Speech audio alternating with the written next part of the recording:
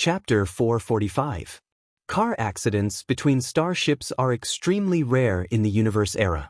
Therefore, when a starship suddenly appears on the route and hits the Edward, this huge cargo starship still collides with the Edward even though it has made an emergency response in time. The cargo starship is twice as large as the Edward. The side that the Edward collides with is loaded with cargo. There are no casualties, but both sides are damaged. The cyan little fox is furious. The dented part of the starship happens to destroy its medicine garden. The aftereffects of the interstellar jump are still there. The starship is aggressive and sends out a bunch of chaotic signals. Xiaoji receives it and interprets it. It is not the starship of the Alpha Alliance. They are drifting among the stars. It turns out that they have arrived at the Nami Alliance star zone, which is a corner of the Alpha Alliance. The cargo starship sees that the other side does not respond, so it changes its voice to the interstellar common language. Who are you? Do you want to go to the Alliance court for disturbing the channel? Lin Luoran raises her eyebrows. The starship is larger than the Edward and it is a cargo starship. Her spiritual mind explores it and finds that the weapons and equipment inside are not like those of a cargo starship. After drifting among the stars for half a year, she has learned a lot from Xiaoji, including the channel. Xiaoji, do you know anything about the Nami Alliance? Her spiritual mind sweeps over the starship like water. She does not intend to hide the fluctuation of her spirit power, but her main purpose is to explore the weapons and equipment of the other side. As for the number of people, it is never the focus of interstellar war. The Nami Alliance is about 5,000 light-years away from the Alpha Alliance. Most of its territory is still in the Milky Way. The extreme north is near the Andromeda Galaxy. There are 17 alliances in the galaxy, and the Nami Alliance ranks among the top 5 in strength. Like the Alpha Alliance, it is named after the most powerful Nami star. Lin Luoran nods. Xiaoji has made a lot of progress during this time. The subtext is that it can't even defeat the Alpha Alliance, so it is better to keep a low profile in the territory of the Nami Alliance. Therefore, it points out the strength of the Nami Alliance in the galaxy. However, she turns her eyes and asks, Xiaoji, is this channel very remote? Who would take such a channel on the edge of the Nami Alliance? With the answer of the brain, Lin Luoran knows that she has guessed correctly. There is something wrong with the cargo starship. She also asks Xiaoji to make a signal. Same here. If you do, you will go to the Alliance court. It was obviously a smaller starship than the other party, but the stowaways were still so confident. Was it really a starship with excellent weapons? The two of them exchanged a few words, but they were equally matched. They still couldn't tell the truth from the lies. The starship on the opposite side was silent for a long time. Then, it sailed past from one side and put away the weapons compartment that was ready to attack. It is not until the starship disappears in the vast sea of stars that Lin Luoran and the others on Edward come to their senses. People from the Nami Alliance seem nice. Ma Shuang is relieved. Everyone in the central control room looks at her with pity. Ma Shuang touches her face. There is nothing on her face. Ma Yiming wants to cry but has no tears. Did he protect his sister too well and let her be ignorant of the world?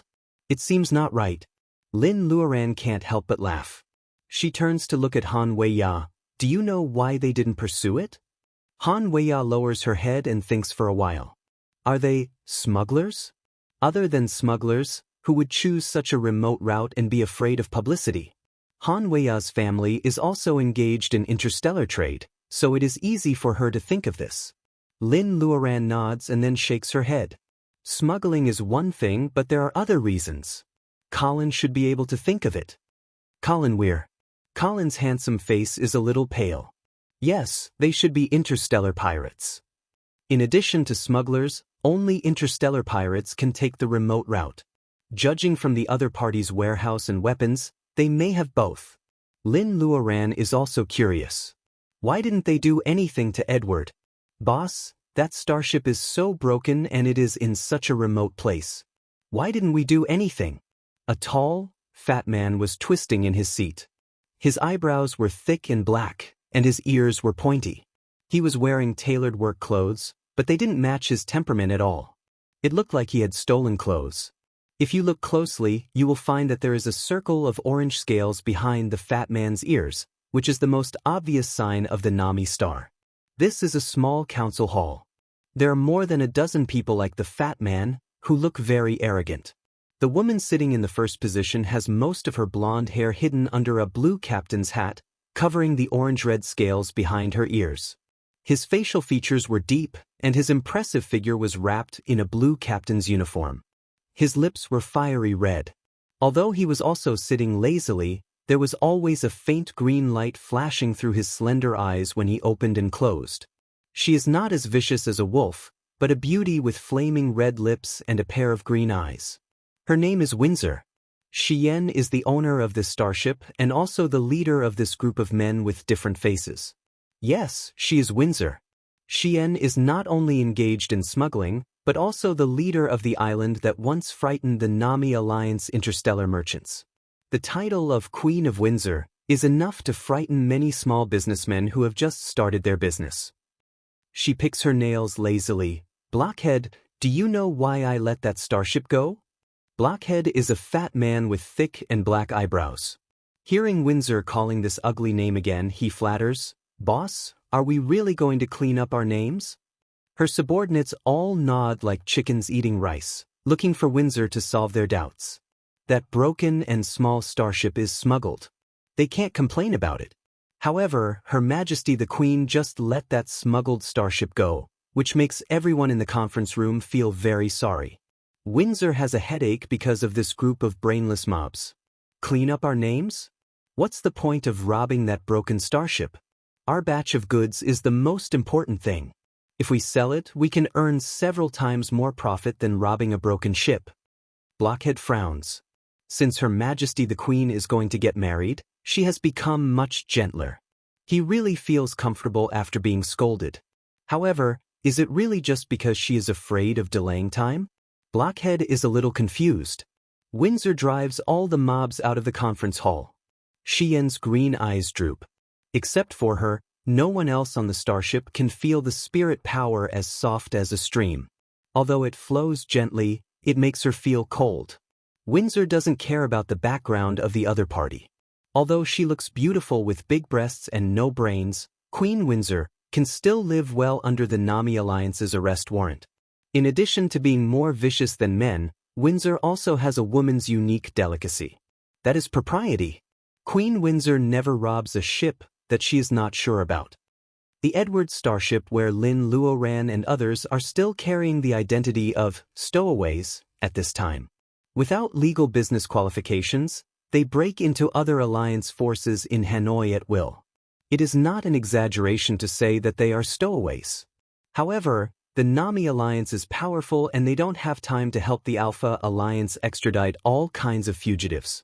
As long as you can pay a large sum of money, you can settle down in the Nami Alliance, no matter why you sneak into the Nami Alliance. It is very similar to the situation of Huaxia and a certain country on the other side of the ocean before the new era. Xiaoji's suggestion was to pay such a fee. Lin Luoran has no idea about settling down. She will only admit that she is an earthling in her life. However, the starship is actually very poor. Lin Luoran has a headache about what to use to pay the fee. Spirit stones, magic weapons, flying swords? Forget it. People in the Nami Alliance don't need these things. In fact, food with Reiki is very popular in the Alpha Alliance. It should be the same in the Nami Alliance, right? Maybe. Colin Weir hesitates. The omnipresent Reiki that fills the universe is the secret of human longevity. Whether it is intelligent life, beasts or plants, they all need Reiki to evolve. However, as soon as the scientific and technological civilization develops, the original Reiki on the planet will dissipate. The civilization in Hanoi understands this truth when it reaches a high level, but it is too late to regret. There are fewer and fewer barbarian stars like the ones Lin Luoran and others found when they came here.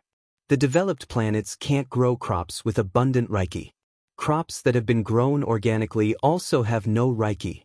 Lin Luoran understands Weir. Colin Weir is vague about the reason and nods to show that he understands. She lacks everything except for a space that is against the natural order. A day equals a year, and it still retains Reiki after the growth. Gaining a foothold in the Nami Alliance is just the first step. Maybe she can also rely on the space to have the capital to return to the Earth? Lin Luoran has decided to sell a batch of spirit rice first. She plants a batch of rice in the open space in the space. After the land is divided, the yellow land can only be ripened. The level of Reiki of the crops is no different from that of those planted outside. Lin Luoran has a whimsical idea. Can she temporarily extract Reiki from the space to nourish the rice? She doesn't need a lot, just a little. It's such a good thing to have her dream come true. Forget it. Since the space is so obedient, she doesn't have to struggle anymore. She can either plant spirit herbs or pull out the spirit herbs and plant spirit rice on the black land. There are always choices in life. Lin Luoran thinks for a long time and still only plants rice on the yellow land.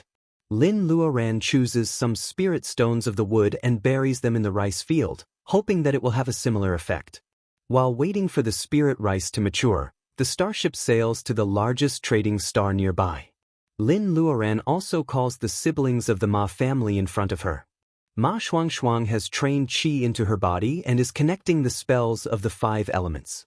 But in essence, in Lin Luoran's eyes, she is just a little girl who can't protect herself, just like the other 3. These days, she makes very few magic weapons with monster materials. However, she is not short of animal skins. She makes a lot of good defensive armors. The materials are good, much better than the armors she used to make with scorpion shells. Lin Luoran distributes these clothes. Weir, Colin Weir, and Han Weia also have clothes. However, these clothes are not as good as those of the siblings of the Ma family. After Lin Luoran receives 3 batches of spirit rice, they come to the trading star of N2. Various starships take off and land from time to time, showing the prosperity of N2. This is a barren planet covered with sandstone.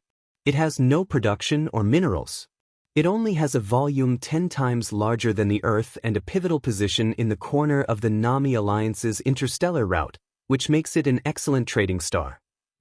Before the Edward is allowed to land, Lin Luoran has already seen an old acquaintance. The depression that has not been completely repaired belongs to the cargo starship they met a few days ago. Chapter 446. Queen Windsor has seen a lot of things. Seeing the hilarious depression on the Edward starship, she has already understood why the stowaway is so confident to appear here. The currencies of different alliances are not interconnected. Only the credit points of the Nami Alliance can be used to exchange for residential qualifications. That is to say, there are goods on this small starship that can attract interstellar merchants. Windsor's green eyes are blazing. As a pirate, she can't suppress the adventurous spirit in her bones. She doesn't know what kind of goods it is. It's a pity that she didn't do it at that time. Queen Windsor feels a little sorry. However, when she sees the airship landing on the opponent's starship, Windsor comes to her senses instantly. The spirit power fluctuation is as cool as a stream. It is gentle when it sweeps over the starship. However, when she orders to rob the opponent's starship, it will not be gentle anymore. There is an unfathomable existence on this small starship. Windsor reminds herself to be vigilant. The starship has landed on the short-term rental space. She walks off the starship with her men. The free trade star is a paradise for trade. Regardless of the origin of the goods, even a pirate leader like her can show up above board. Wearing a blue captain suit and wavy blonde hair, Queen Windsor looks gorgeous when she appears on the port. It's Windsor. Hush, don't you want to live? Whispers are blown away by the monsoon wind of the landing port. She is extremely beautiful, but she is a poisonous scorpion. She is like a rose, fragrant and lovable. If you are not careful, you will get blood all over your hands. Eyes of love and fear are mixed. Queen Windsor is so charming that she is the focus of attention in the landing port. Except for the unromantic robot, she is so beautiful that even women can't help but stare at her. This atmosphere was broken when a handsome young man walked out of an airship that did not have a landing permit. He has double pupils and a handsome face. His clothes are not in line with the aesthetic standards of the Nami Alliance. Compared with the Alpha Alliance who advocates simplicity, The powerful residents of the Nami Alliance prefer retro dressing. Both men and women love to wear formal dresses. Windsor's captain suit is already unique. Bah, he must be a gigolo from a remote planet. Many people think bitterly because Windsor has been looking at the young man openly. The young man seems to be a little shy. He speaks the interstellar standard language with some accent. After successfully arousing the jealousy of the merchants in the port, he looks around and asks with a smile, "Excuse me, does anyone want to buy spirit rice?" What did the gigolo say? Many people are still in a daze. They haven't realized the spirit rice he mentioned. Windsor's charming green eyes are half squinting. She has already strode towards the young man. She can feel that it is not him who sweeps the starship with spiritual power, which makes Windsor feel a lot less pressure. Furthermore, spirit rice was something that could make money. How could he not fight for it? When Windsor begins to talk with the young man enthusiastically, the petrified businessmen react one after another. They can't hide their excitement. Spirit rice, God above, that pretty boy said he wanted to sell spirit rice? Synthetic food and organic crops were nothing in front of the spirit rice that could nourish the body and prolong life. Hey, let's buy spirit rice. Hi, young man, let's talk about the price, shall we? Allow me to introduce myself to you. A group of people squeeze the young man in the middle. Businessmen pursue profits. In the face of absolute interests, they selectively forget the prestige of Queen Windsor. Besides, it is an unwritten rule that everyone relies on their own means to do business. Colin was squeezed into the crowd, and his face was sprayed with saliva.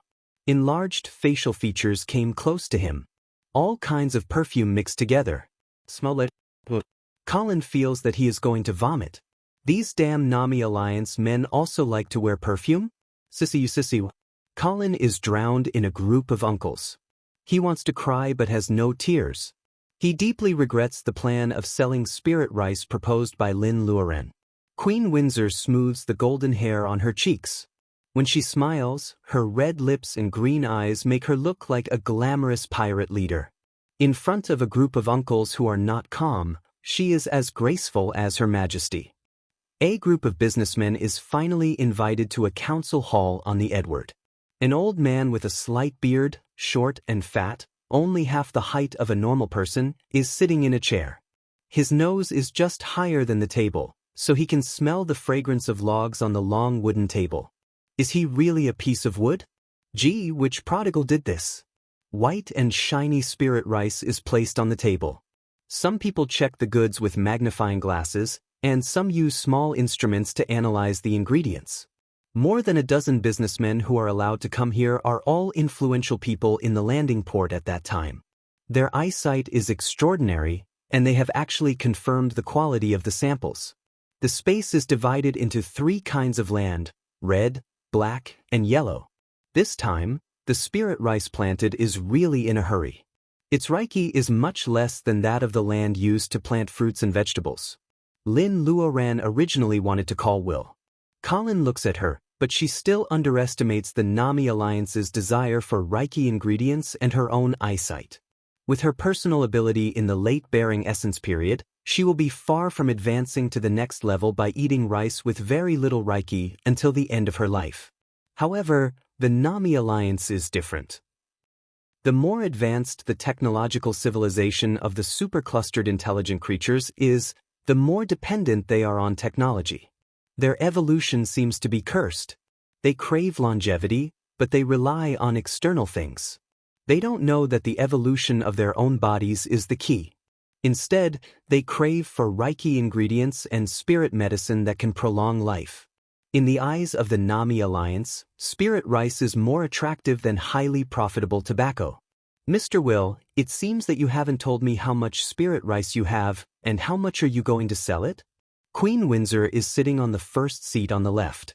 The spirit rice on the long wooden table is dripping from her fingertips, adding a kind of charm to her. This woman is so beautiful. Will. Colin's eyes are a little serious. Honeytrap is useless. He has seen the performance of the Nami Alliance and decides to raise the price to the highest before he makes a move. Ms. Windsor, before we talk about the price, may I have the honor to invite you for dinner? Windsor glances at him, and her green eyes are smiling. She doesn't take it seriously in her heart.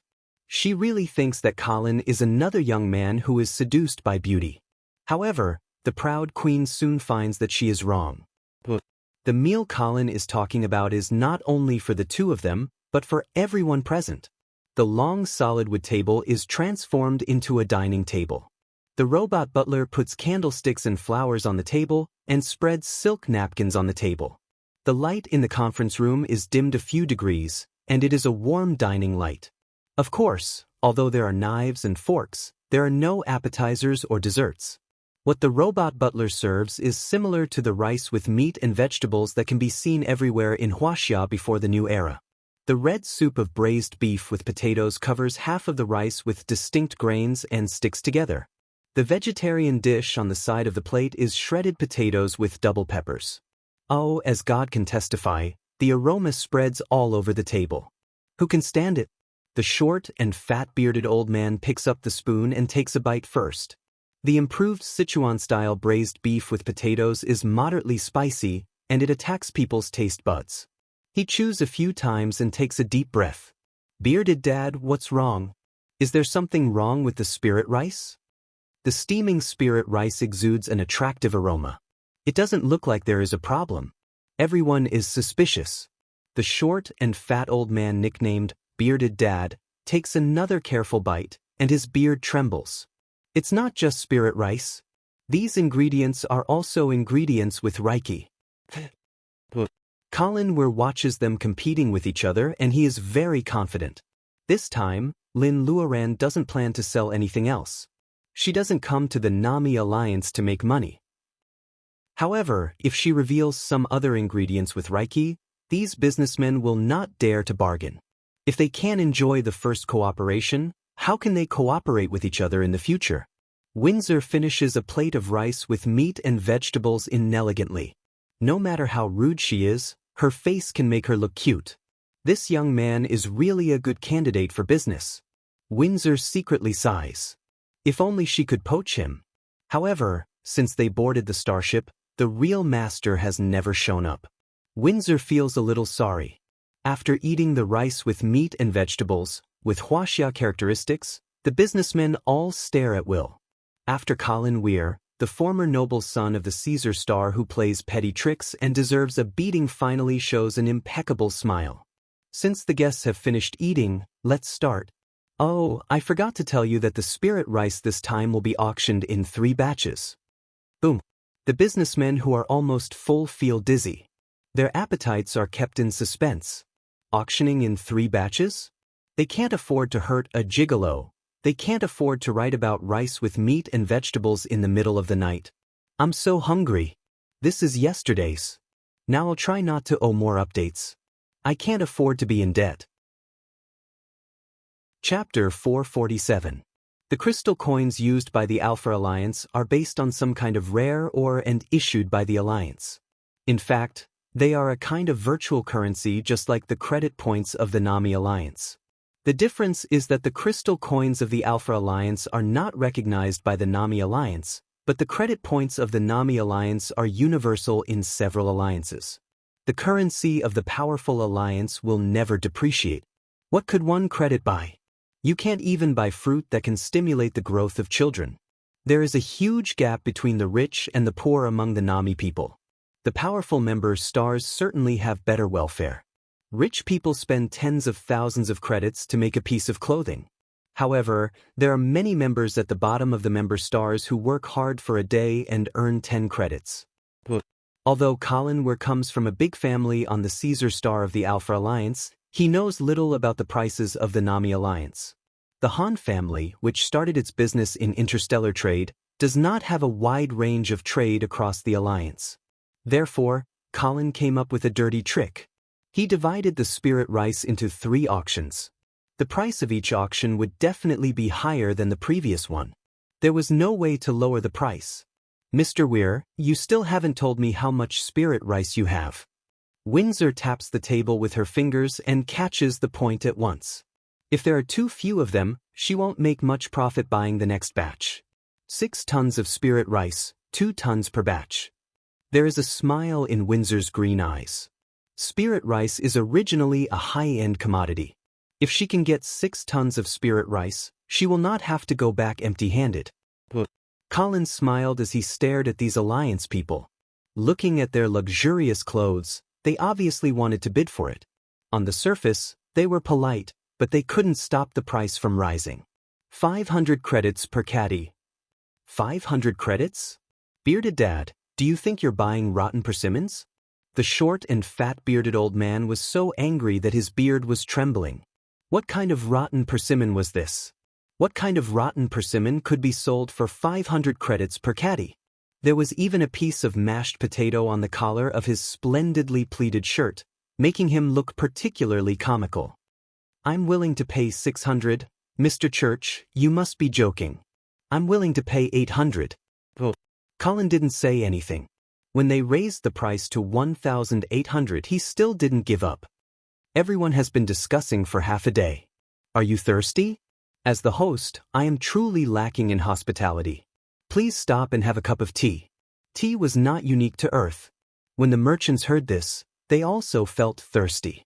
Thinking of the potato and beef rice from before, they were really interested in what kind of tea this starship could provide. Lin Luoran doesn't disappoint them. She asks the robot butler to serve the best Da Hong Pao. The beautiful blue and white porcelain bowl and the golden soup hit the elegant Nami people before they drink the tea. In the past, Huaxia porcelain was exported to Europe via the Silk Road and became popular in the upper class. Lin Luoran sees that they wear complicated clothes and behave the same as what she saw at the vampire dinner party. She guesses that they may have similar aesthetic appreciation even though they are far away from each other. Sure enough, as soon as the blue and white porcelain appeared, the ancient Huaxia civilization, together with the simple wooden table, defeated the cold technological space. It was a victory in temperament and atmosphere. They suddenly felt that their mouths were even drier. A cup of tea for each person didn't cost much tea. However, the refreshing reiki contained in the curling mist still made the merchants feel relaxed and happy. The tea also had a flavor that could make people feel less impetuous. It was actually a kind of tea that they had never drunk before. It was the best tea. Colin takes a sip of tea. He knows that Lin Luoran is observing in secret and pushing the auction along with the flow. The bidding atmosphere became heated again. The merchants almost tore off their elegant masks and fought on the table. The gorgeous and domineering Queen Windsor lowered her head to drink tea. This tea was as good as the best tea in the alliance. Maybe she found another business opportunity? Windsor, who looked careless but was actually careful, narrowed her eyes. She had decided not to bid for these merchants, which annoyed Weir. Colin looked at the female pirate calmly. It was not easy to find a seller for spirit rice, but it was easy to find a buyer. There were many craven dignitaries. The first batch of spirit rice was finally sold at 3,000 credits per kilogram. 1 ton was 1,000 kilograms, which was sold at 6 million credits. The second batch was slightly higher at 4 million credits. Windsor participated in the third batch and raised the price to 8 million. However, she turned hostile and refused to buy it. A little more than 20 million credits.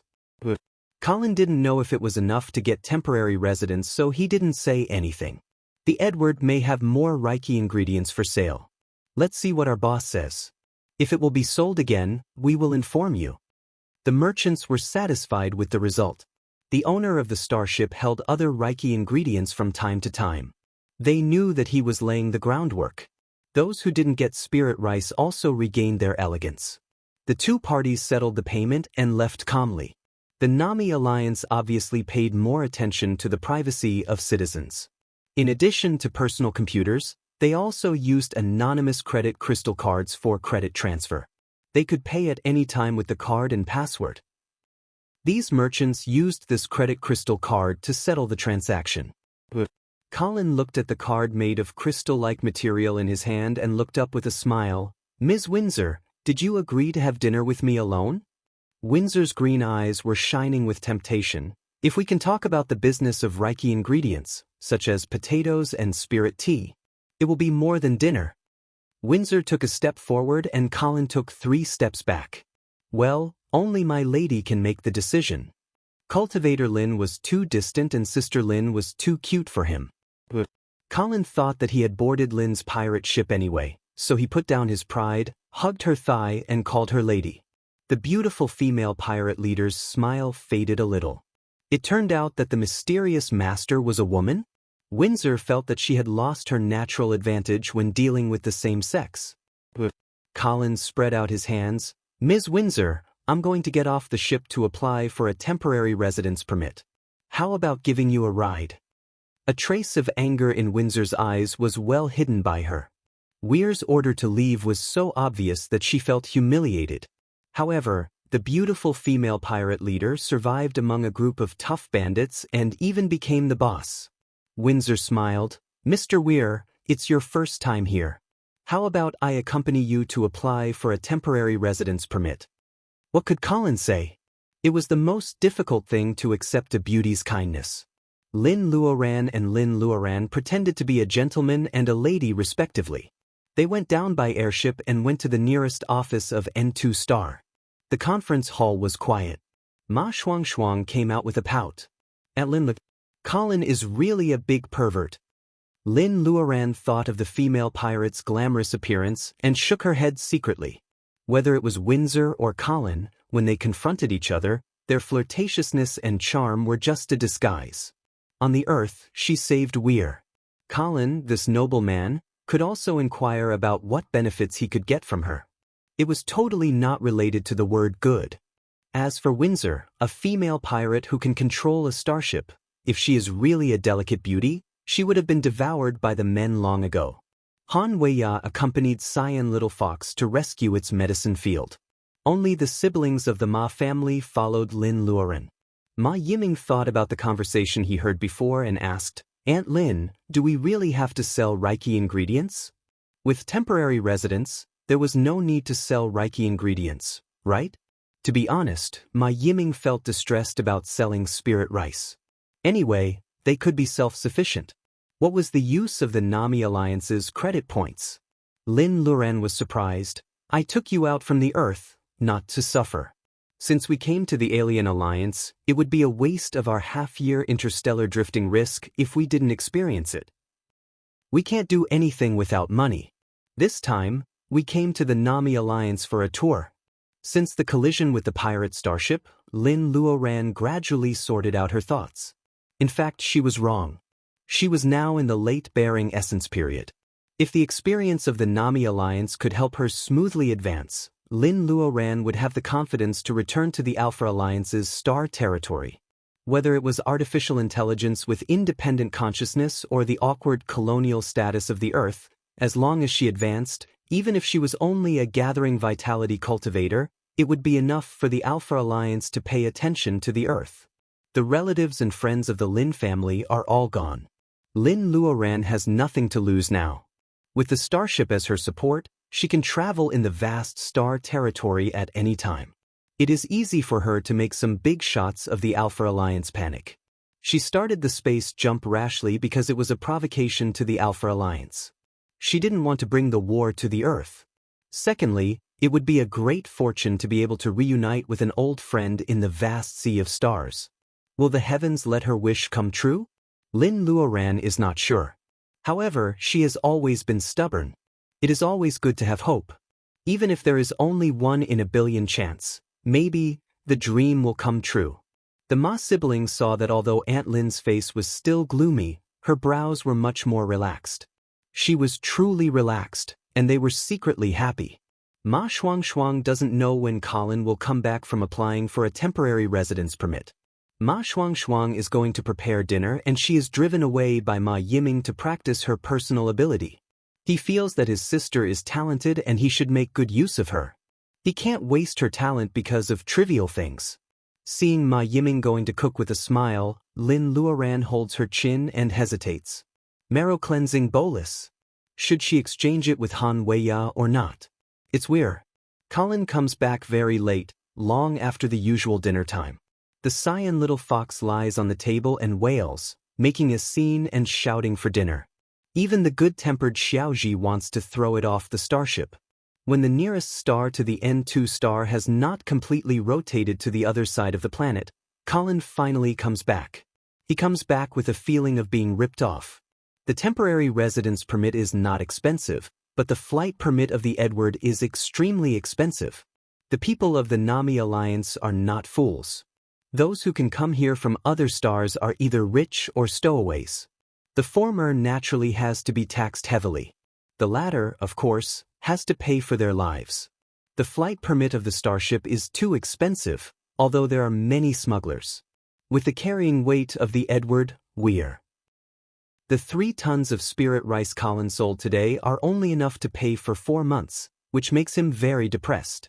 What was shameful was that the flight permit was sold at an annual price. When their starship came from the Alpha Alliance, they came empty-handed except for energy, weapons, and some raw materials. It is really not worthwhile to pay such a high flight permit fee. In fact, it is reasonable. The huge cargo carrying capacity of the starship is wasted. Where thinks it is not worth it. However, those who are really engaged in trade can only make more than 50 million credits by making 2 trips a year. A large starship is also a sign of strength. Lin Luoran thinks it is not worth it. After you got off the starship, have you observed most of the goods sold? Colin feels refreshed. He has observed carefully, otherwise he would not have been delayed for so long. I met a Nami star and got some information from him. A princess on the Nami star is about to have a wedding. The luxury trade of the N2 star has recently increased. It is estimated that these merchants have the intention to send this batch of spirit rice to the Nami star. Princess, Empire, Nami Alliance. Most of the planets are ruled by royalty, and the dressing customs are still in the Middle Ages on the Earth. A royal wedding on the most powerful Nami star of the Alliance will drive domestic demand and consumption. What will increase is not necessarily luxury goods, right? It seems that we can sell more than Reiki ingredients. Although Reiki ingredients make money the fastest, Lin Luoran smiles and looks up with a smile. The Nami star must be very lively since the royal family is getting married. Why don't we go to the Nami star first? Everyone agrees with this suggestion. The cyan little fox who is immersed in eating agrees the most. Colin talks about Windsor's help today and her intention to cooperate with him. Lin Luoran doesn't care that the other party is a pirate. The price of the flight permit is beyond her expectation. Many starships came to planet N2 to trade with each other every day. Selling a few more things here would not attract any attention. Windsor only wants spirit tea? Spirit tea is too eye-catching. Unlike spirit rice with light Reiki, tea trees are not rare. The old tea tree in her space is tens of thousands of years old, and she is reluctant to sell it to others. Colin smiles. Spirit tea is the best. But I think she is willing to sell other things. Lin Luoran has an idea. She has seeds in her space if the yield is high. Since she has agricultural robots, Lin Luoran finally doesn't have to cry when farming on a large scale. She has decided to plant potatoes. These retro Nami Alliance people who always imitate expensive clothes can't get rid of the smell of mashed potatoes. Lin Luoran firmly refuses to admit that this is her bad taste. In Huaxia before the new era, it was not difficult for the average yield of potatoes to reach thousands of kilograms per mu. In fact, in foreign countries with fine mechanized management, it is normal to produce 4,000 or 5,000 kilograms per mu. Even if the price is lower than that of spirit rice, the robots in her space can produce tens of thousands of kilograms per mu. After a few days of planting, the flight permit will not be a problem and there will be some surplus. Lin Luoran takes out all the potatoes she harvested before in her space. A few hundred kilograms of seeds is obviously not enough. She needs to cut these hundreds of kilograms of potatoes and plant them first. After the harvest, she will repeat the process. It is relatively easy to plant seeds in 10 acres of land. Potatoes rely on tubers to germinate. One potato can plant several tubers, and each vine can produce a nest of potatoes when harvested. Agricultural robots are more precise and professional in cutting potatoes. They don't waste any tubers that can germinate. Lin Luoran is relieved to let several small robots in her space do the work. 3 days later, When Lin Luoran sees the neatly arranged green plants mixed with purple, vermicelli and white flowers on the 10 acres of land, she knows that it is time to slaughter the fat sheep. You don't need to inform others. If Windsor can handle this batch of goods, let her come. Colin Weir curiously asks how many potatoes there are. Lin Luoran mysteriously stretches out a finger. 10,000 kilograms? Add another 0. 100,000 kilograms? Let her come tomorrow, and she will have 200,000 kilograms. The day after tomorrow she will have 300,000 kilograms, and so on. You know, percent yen percent of percent. Colin Weir is speechless. The means of cultivators really make him feel that he is an ignorant bumpkin. They can always break his understanding again and again. Without the flight permit, the starship can't land. Even Lin Luoran has been on the starship for a long time. Windsor can wait, but they are too lazy to wait a few more days. This batch of potatoes has been boiled to 200,000 kilograms. They sell all of them to Windsor at the wholesale price of 800 credits per kilogram. The number on the crystal credit card is already numbingly astronomical. Compared with the price of spirit rice, they seem to lose a lot. However, in fact, the high yield of potatoes per mu dilutes the Reiki in the field. For the price of spirit rice, they have already made a big profit. Windsor accepts this batch of very fresh high-quality health food. She intends to make friends with the mysterious, distant guest. For the first time, she is so kind in doing business. After the transaction, Windsor still doesn't see the owner of the starship. She has to say to Weir. Colin Weir sends an invitation. Our starship is about to return. May I ask if you are also going in the same direction? We can take care of each other. Ma Shuang, who is eavesdropping us. The female pirate said that they should take care of each other. Does she want to rob the Edward halfway? Chapter 448. Selling Reiki ingredients alone is not a long-term solution. If they don't want to expose their identity, they must have huge financial resources to live a comfortable life in the Nami Alliance.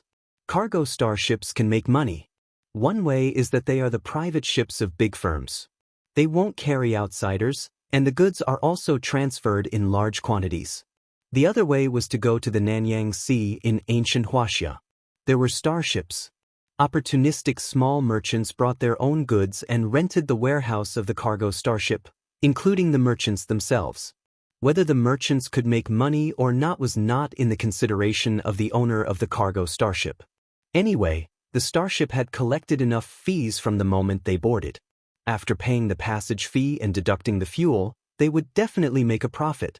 Many interstellar businessmen don't have much capital when they start their career. They know how to curry favor and are willing to work hard. They slowly develop by renting warehouses. According to Han Weiya, the Han family, which is now settled on the Moonstar, also started from small businessmen for several generations.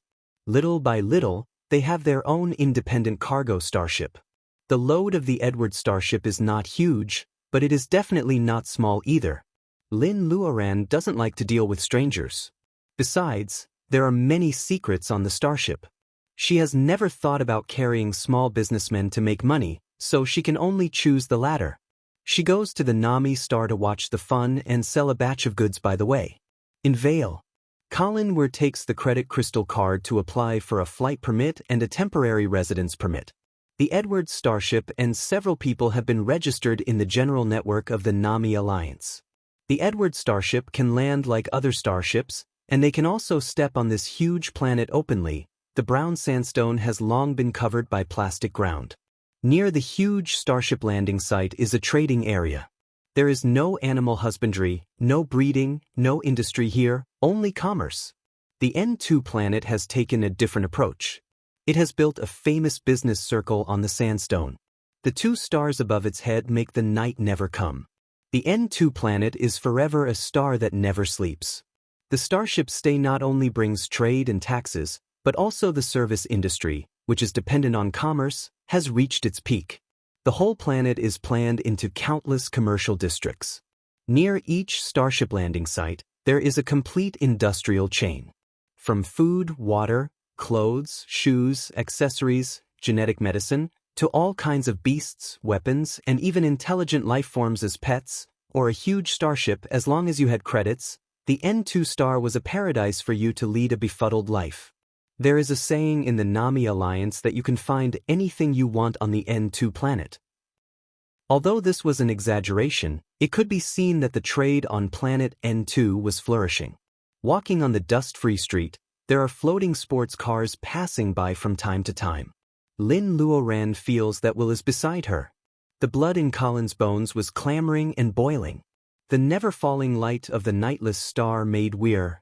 Colin's face, which had not been exposed to the sun for several months, was even whiter. In fact, he really looked like a gigolo. Those businessmen were not spreading rumors to create trouble. Lin Luoran smiles unconsciously. Ma Shuangshuang is holding Han Weiya. The cyan little fox is shamelessly cutting in line between two young girls. Ma Yiming's straight back and Colin's handsome face remind her of the peaceful time 300 years ago. Such tranquility, such a beautiful youth. Hey, this building sells clothes and accessories. The shining glass windows of the building are bathed in the morning light. The presents in the window are colorful and the diamonds are dazzling. It is indeed a shopping paradise for women. Seeing Ma Shuangshuang holding Han Weiya's arm and stopping in front of the window, Lin Luoran knows what the little girl is thinking. They have plenty of time to go shopping. Colin is busy. He has to find business opportunities among the many goods on the N2 star. Let's go for a stroll. It's not like we can't afford to eat without faith points. Lin Luoran takes the lead and the two girls are happy. The cyan little fox is lazy. It can't figure out why women love shopping so much. Colin thinks about it and follows them in. The royal princess is getting married, so it is the best time to make money from women. They might as well go shopping. The high-end shopping mall is not like the automatic big market. Even the most calm woman will be overwhelmed by the constant compliments and spend a lot of credit points. Therefore, there are handsome waiters everywhere in this 10-story shopping mall. These people come from the Neptune star, which is famous for its appearance in the Nami Alliance. It is said that 90% of the Neptune star is water. These Neptune star have gills on their gills, and they can swim freely in the water. It is a pity that God has given them outstanding appearance, but their talent in spirit power and body arts is mediocre. Even if they go out of their home planet, they can only find jobs in the entertainment industry or in the service industry in the Alliance. The first floor sells women's clothes, including spring, summer, autumn, and winter, high-quality fur coats, and silk dresses. All of them have a strong medieval style. Layers of skirts are superimposed. Most of the colors are beige and light yellow. They are all in the court style. At first, the two girls have the urge to swipe their credit cards. But in the end, they become ordinary. Lin Luoran doesn't buy them. The cyan little fox shows its teeth at the two fox coats. Lin Luoran is afraid of violence, so she grabs it and takes the elevator to the second floor. The shoes are calf leather boots and a female knight's dress suitable for riding a horse. Crystal shoes with thin heels over 12 centimeters. Oh, Cinderella is not afraid of twisting her feet. Bright and low-key, from boots to high heels, lambskin flat shoes for women, the second floor belonged to the world of women's shoes. Lin Luoran looks at Ma Shuangshuang and Han Weiya's shining eyes. As a parent, she dotes on them spontaneously. She buys so many shoes for them that there are only 2 waiters around them when they enter the door. After they are sold, there are 7 or 8 people around them, treating them as big buyers. The price is really not cheap. It is said that the shoes are designed by a famous designer. Anyway, the things they buy can be delivered to their door. Lin Luoran feels soft when she sees the two happy. High heels are more like a girl's dream. Many years ago, when she was young, there were no upper-class parties. She could wear school uniform all year round. 100 years later, when she has the ability, she prefers simple long skirts. It is more comfortable to step on soft cloth shoes. Compared with the luxurious clothes loved by Nami people, Lin Luoran's clean appearance is like the most ordinary Qingmiao people. However, many waiters sneak peeks at her. Walking around, half a day has passed. There is a leisure area in the shopping area, which provides simple but high-quality milk tea and pastries. It is said that there is a big restaurant on the 5th floor. The cyan little fox is arrogant and doesn't want to go. Lin Luoran and others just eat some snacks. The store is too big. Colin Weir collapses into a ball. Lin Luoran simply leaves him, Ma Yiming, and cyan little fox. She takes Ma Shuang and Han Weia straight to the 10th floor. It is a jewelry store. As a valuable heavy metal, gold is also popular in the Nami Alliance. Diamonds are also relatively common. There are also silver and all kinds of colorful rare metals. They have been popular in the Nami Alliance for countless years. The shopping guide eagerly introduces them to jade, which became popular in the Nami Alliance 50 years ago. There used to be 4 famous jades in Huaxia: Hetian jade, Lantian jade, Dushan jade, and Shuyu jade. The jade culture has a long history. Including the history of the world of cultivation, it has been more than 10,000 years. However, the Nami Alliance is different. Jade contains a lot of energy and reiki. Before that, no one associated it with jewelry. However, it suddenly became popular 50 years ago. Lin Luoran picks up a jade safety buckle at random. Looking at the familiar Huaxia knot, she suppresses her emotions and doesn't seem to be abnormal. I don't know why it suddenly became popular. Nowadays, jade accessories and jade jewelry are more and more exquisite. The Sea People shopping guide with a sweet smile cleverly says, I heard that it is a style from other alliances. This safety buckle is made of jade. It is also a good gift for me. Lin Luoran knows more about jadeite than all the salespeople here put together. The safety buckle is priced at 1,200 credits. It is made of Huaqing jade, which is not transparent. It is also a low-grade jade on the earth before the new era. You get what you pay for. She once sent excellent jade jewelry to Ma Shuang. Even the little girl doesn't like such a safety buckle. The sweet shopping guide knows that the 3 of them should be big customers, so she takes them to the VIP area. Madam, please have a look. These are the most popular styles of Nami Star. Our store has just arrived. Little girls like earrings and bracelets. Lin Luoran looks at the ornaments one by one. Her eyes stop on a hairpin on the crystal stand. Nami people don't have the habit of wearing hairpins, let alone this yellow jadeite hairpin. It is beautifully carved in the style of a lifelike phoenix holding a pearl. She can be sure that this thing is not a magic weapon wandering in the interstellar space with her spiritual mind. Then why is it in the shape of a phoenix hairpin? Birds such as phoenix should be the local totem of Huaxia. Lin Luoran is confused. Show me that phoenix hairpin. The sweet shopping guide says apologetically, Madam, that yellow jadeite phoenix hairpin is an early work of a famous designer, so, you don't want to sell it? It doesn't matter. I just think it is unique. Do you know the name of the designer? It's Manja. Nolan, the royal designer of the royal family. Her works are very popular on Nami Star. Only a few of them have been circulated. I'm really sorry, dear customer. The shopping guide is sincere. Lin Luoran is not an unreasonable person. She asks casually, will this designer still work for the princess wedding? The sweet shopping guide thinks for a while and says she doesn't know. The wedding of the princess of Nami Star is really a different world from the jewelry shopping guide on the distant N2 planet. Chapter 449. There must be a lot of people going to the Nami Star for the wedding of the royal princess. It's said that it's summer on the Nami Star. Colin Weir thinks about it and orders a batch of valuable natural cotton cloth and a kind of fruit similar to coconuts that can be kept for a long time. Anyway, it's convenient to transport them. They have little capital. The cotton cloth is set at 40 million credit points. The coconuts are cheap. They are also set at 30 million credit points. 1 kilogram is only 50 credit points. Cheap goods occupy a lot of space. Lin Luoran can finally comfort herself that she is not a black sheep. Hearing that Colin Weir has ordered the goods, Lin Luoran takes the yellow jadeite phoenix hairpin out of the mall. In fact, it's not that she can't buy it. In this world, as long as she can pay enough money, no seller will refuse to sell it. For this yellow jadeite phoenix hairpin, Lin Luoran pays 9 million credit points. Nolan. Nolan's fame makes this small piece of yellow jadeite worth at least 100 times. However, it's still worth it.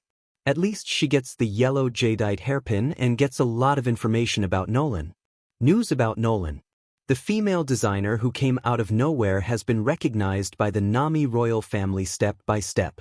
She has been famous for 40 or 50 years, but no one has seen Nolan. Nolan Jinran. If it weren't for the fact that the royal family members of the Nami star occasionally wear jewelry designed by her to public occasions, the outside world would doubt whether this lady is still alive. Master Nolan loves jade, which is a new material of jewelry in her life. It's said that jade can be changed from an energy source to jewelry because of Master Nolan's efforts. Recalling the admiring words of the mall manager, Lin Luoran solemnly puts the yellow jadeite in the space. She really wants to meet this legendary designer. Anyway, she is going to the Nami star. Is she impressed by the Earth culture, or is she from the Earth? There would always be a moment when the riddle would be revealed.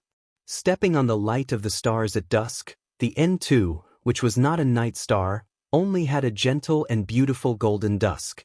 Walking on the streets, which looked like a European castle, was actually a high-tech building. On the streets, there were noblewomen wearing lace gloves and holding feather fans. The whole scene was covered with the warm colors of a movie. Dusk falls. The excitement of the N2 star has just begun. None of them wanted to return to the starship. There were many smaller streets behind the supermarket. Different from the busy streets, they were a paradise for small traders. It is similar to the Juzhou market that Lin Luoran has seen in Dongting City. It looks messy, but it may actually be the essence of a city. The barbecued meat skewers are disliked by the noble ladies for being greasy and unhygienic. Lin Luoran calmly sits in a roadside shop. The siblings of the Ma family don't mind. Han Weiya has always been so confused that she is naturally dumb. Only Will, who is well-dressed, cares. The corner of Colin's mouth twitched. The boss was a middle-aged man from Planet Vinci. His nose was sharp, and his nostrils were usually closed. He spoke standard galactic language with a heavy accent, but he was enthusiastic and candid, allowing one to ignore the grease on his white doo-doo. The kebabs sizzled on the charcoal fire.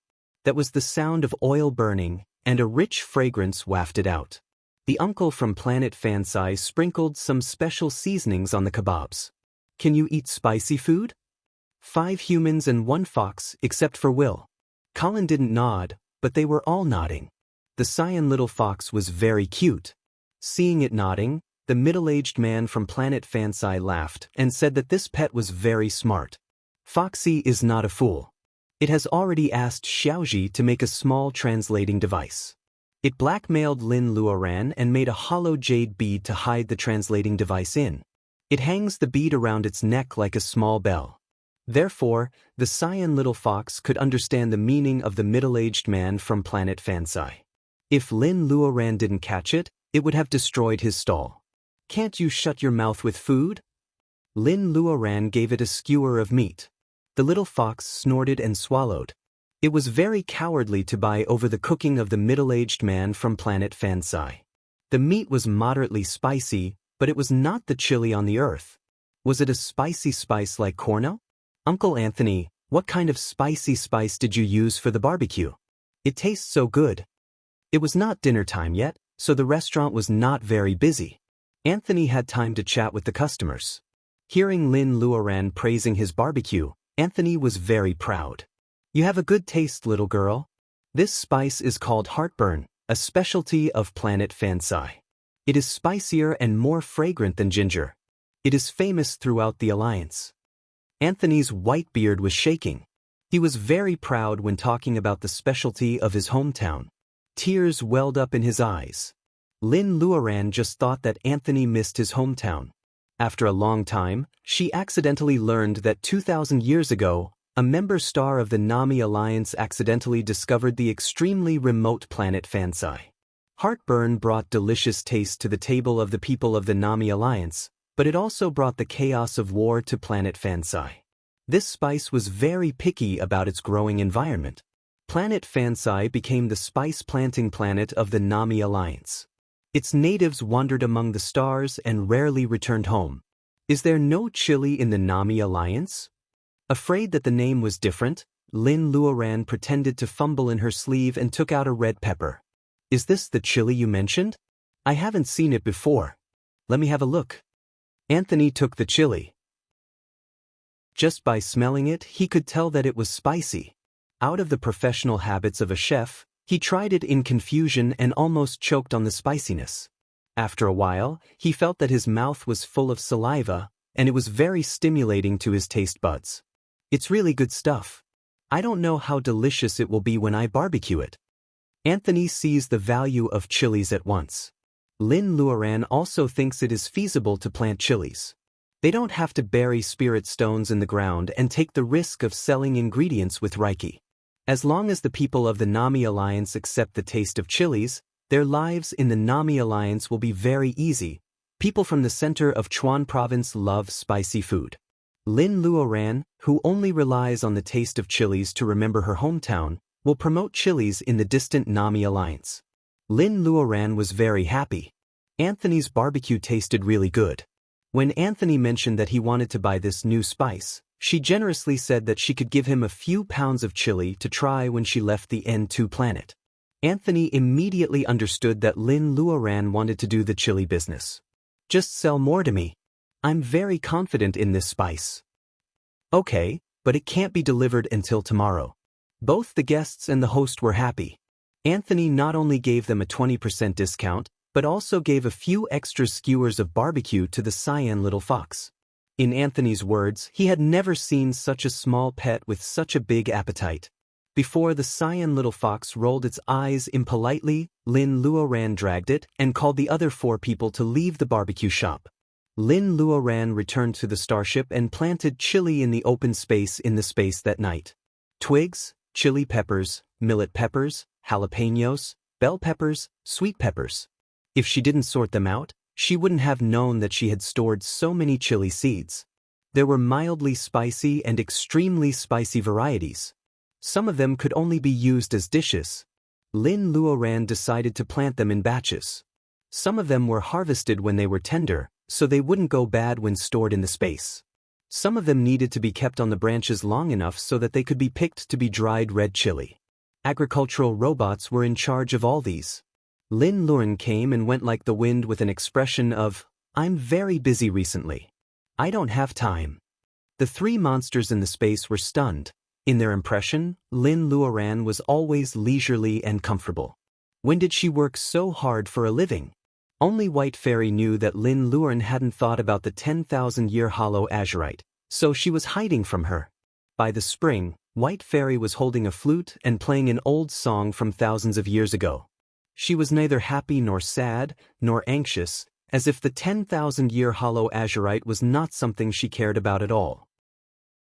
At dusk of the next day, Lin Luoran was the only one who delivered chili. The 4 young people were not as fit as her, so they were all tired from shopping the day before. Lin Luoran went to the barbecue shop as usual with dozens of pounds of dried chili in her hand. Uncle Anthony's business was just right. Seeing Lin Luoran, he was so anxious that he was sweating. He apologized that he didn't have time to greet her. Lin Luoran picked a table and sat down. After Anthony finished his work, she handed the chili to him. She simply told him that it was best to grind the chili into powder and how to make sauce. Anthony was eager to try it, so he immediately ground some chili powder with a grinder. This time, the pungent smell of the barbecue attracted the attention of the people in the small market. An old man with a pug nose slipped over. He sneezed and asked what the smell was. Anthony didn't say anything. He smiled and handed him a skewer of barbecue. The old man with a pug nose was so spicy that he jumped up and down. After that, he ate several skewers and drank a large glass of water before he recovered. "Anthony, what kind of spice is this? It's so overbearing." Anthony was vigilant. He remembered that they hadn't talked about the price yet. He didn't want to be disturbed by the old man. Pugnose ran a grocery store and sold all kinds of strange things. He didn't want to let Pugnose make a profit and sell it to him. He hid Lin Luoran's dozens of pounds of chili in the store. When he came out, he saw Pugnose dragging Lin Luoran to the grocery store diagonally across the street. "Hey, little girl, Go and have a look at the things in my store. Is there anything you like? We can exchange it for the spice. Lin Luoran burst into tears. She was actually old enough to be the grandmother of the old man with a pug nose. The old man was so strong that he dragged her all the way to a messy store. Lin Luoran didn't know whether to laugh or cry. When she was about to sell some chili to him, she accidentally saw a dusty wooden box on the shelf. At that moment, she felt a strange sense of intimacy and couldn't help but stop. Chapter 450. This is a small grocery store with an area of less than 10 square meters. There are so many goods that they are even placed on the sidewalk. It seems that the business is not good. Many goods are covered with dust. The store is low and crowded. Only the old man with the pug nose can walk freely. Lin Luoran is pulled in. The stool at the door trips her and she almost falls. However, if not, her eyes will not fall on the wooden box on the shelf. It is a wooden box of 1 square foot. It is covered with dust and she can't see the wood. It is stuffed at the bottom of the shelf and is covered with old dust. Why does she have a strange sense of intimacy in her heart?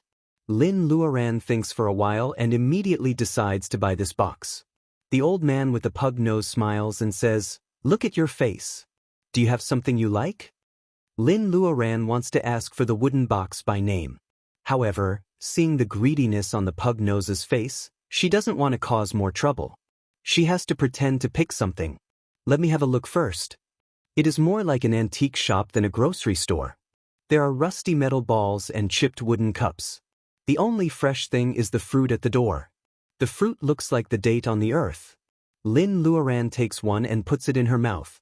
It tastes sour and astringent. Her expression is as wonderful as fireworks. Her hands are covered with dust. Except for the wooden box she wants, she doesn't choose anything. Lin Luoran doesn't know whether to laugh or cry.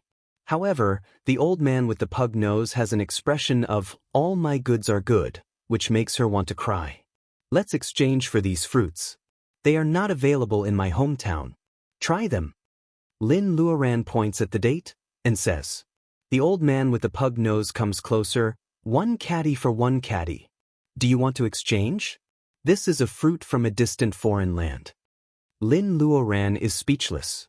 She doesn't want to talk with him anymore. She runs to the opposite side and asks Uncle Anthony for 2 caddies of dried chilies. She pretends to look around the shelf and picks out a big iron box and the wooden box she has been interested in for a long time. She puts them in front of the pug nose. 1 caddy for me and you give me a box to put it in? The pug nose stares at the 2 boxes and decisively takes the big iron box back. 1 caddy for such a big box. What a waste. The wooden box has a sliding lid. Pug nose puts some Elaeagnus angustifolia in the box and hands it to Lin. Lin changes the chili and leaves without looking back. Carrying 2 pounds of spices, Pug Nose is very satisfied with the deal. Lin Luoran and Uncle Anthony settle the credit. Eager to explore the secret of the wooden box, she is not in the mood to go shopping anymore. Lin Luoran hurries back to the starship.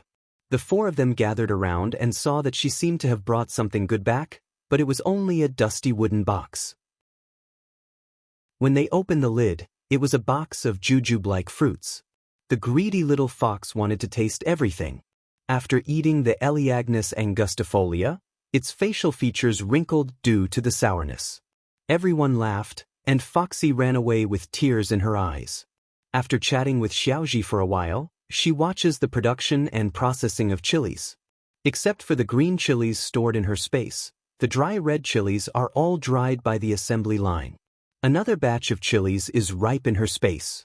The agricultural robot waves its thin spider-like hands to cut off each chili accurately without hurting the buds or leaves, which saves Lin Luoran a lot of trouble. Lin Luoran takes the box into her space. Before she can study it, the fire phoenix flies out and howls, "I smell phoenix wood." Lin Luoran raises the wooden box. "You mean this?" The fire phoenix nods. The phoenix lives on the parasol tree, so Lin Luoran knows that the box is actually made of parasol wood. The other residents in her space are awakened by the fire phoenix. They gather around and watch Lin Luoran wiping the dust off the wooden box, revealing its body with wood grain. The box is 1 foot square, engraved with generous and simple cloud patterns. Lin Luoran looks inside and outside of the box carefully. There are no special symbols and patterns. She doesn't know why she feels so familiar. She doesn't give up and explores the inside with her spiritual mind. There is no mechanism or reiki. It is clearly an ordinary wooden box. The 3 monsters disperse in a hubbub, feeling very bored.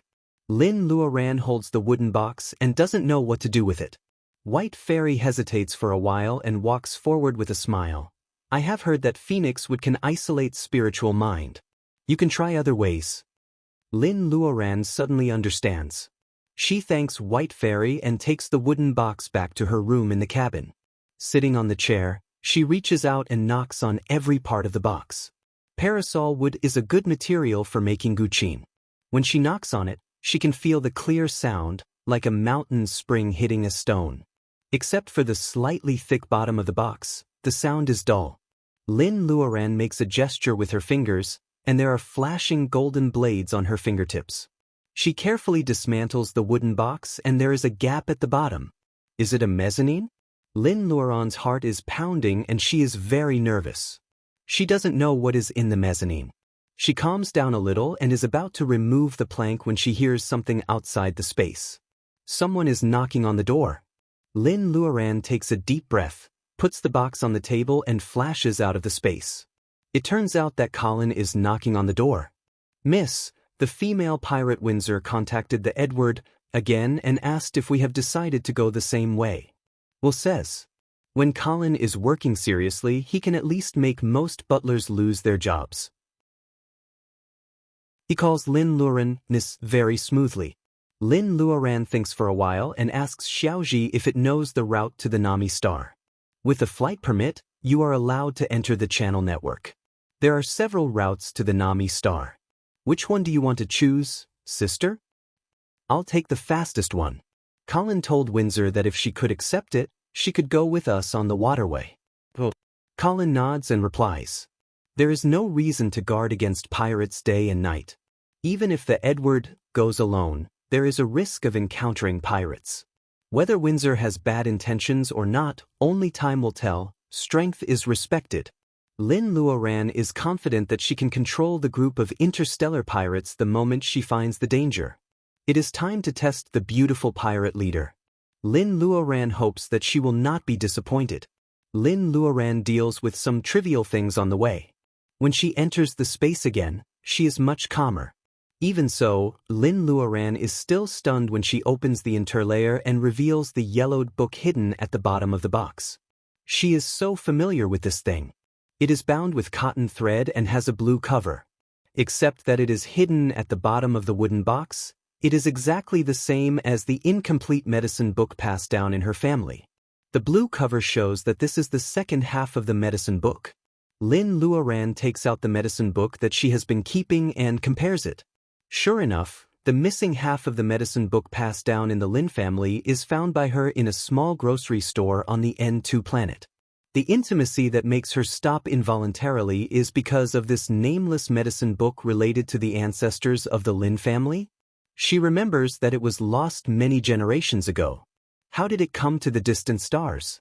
Lin Luoran remembers that when she was a child, her father relied on the incomplete first half of the medicine book to identify medicinal materials. He also relied on the Chinese herbal medicine in the back mountain of the Li's village to save some money for her to go to school. Every time Lin Luoran pays the tuition fee with the small change in her hand, she secretly swears that she will make a lot of money when she grows up so that her parents will not suffer anymore. When she is sick, it is her father who decocts medicine according to the prescription in the book. Lin Luoran suddenly remembers that when she was a child, she was actually in poor health. She was thin and short. Every time her father went to the deep mountains to find medicine for her health, her mother would kill a chicken and stew it with medicine for her.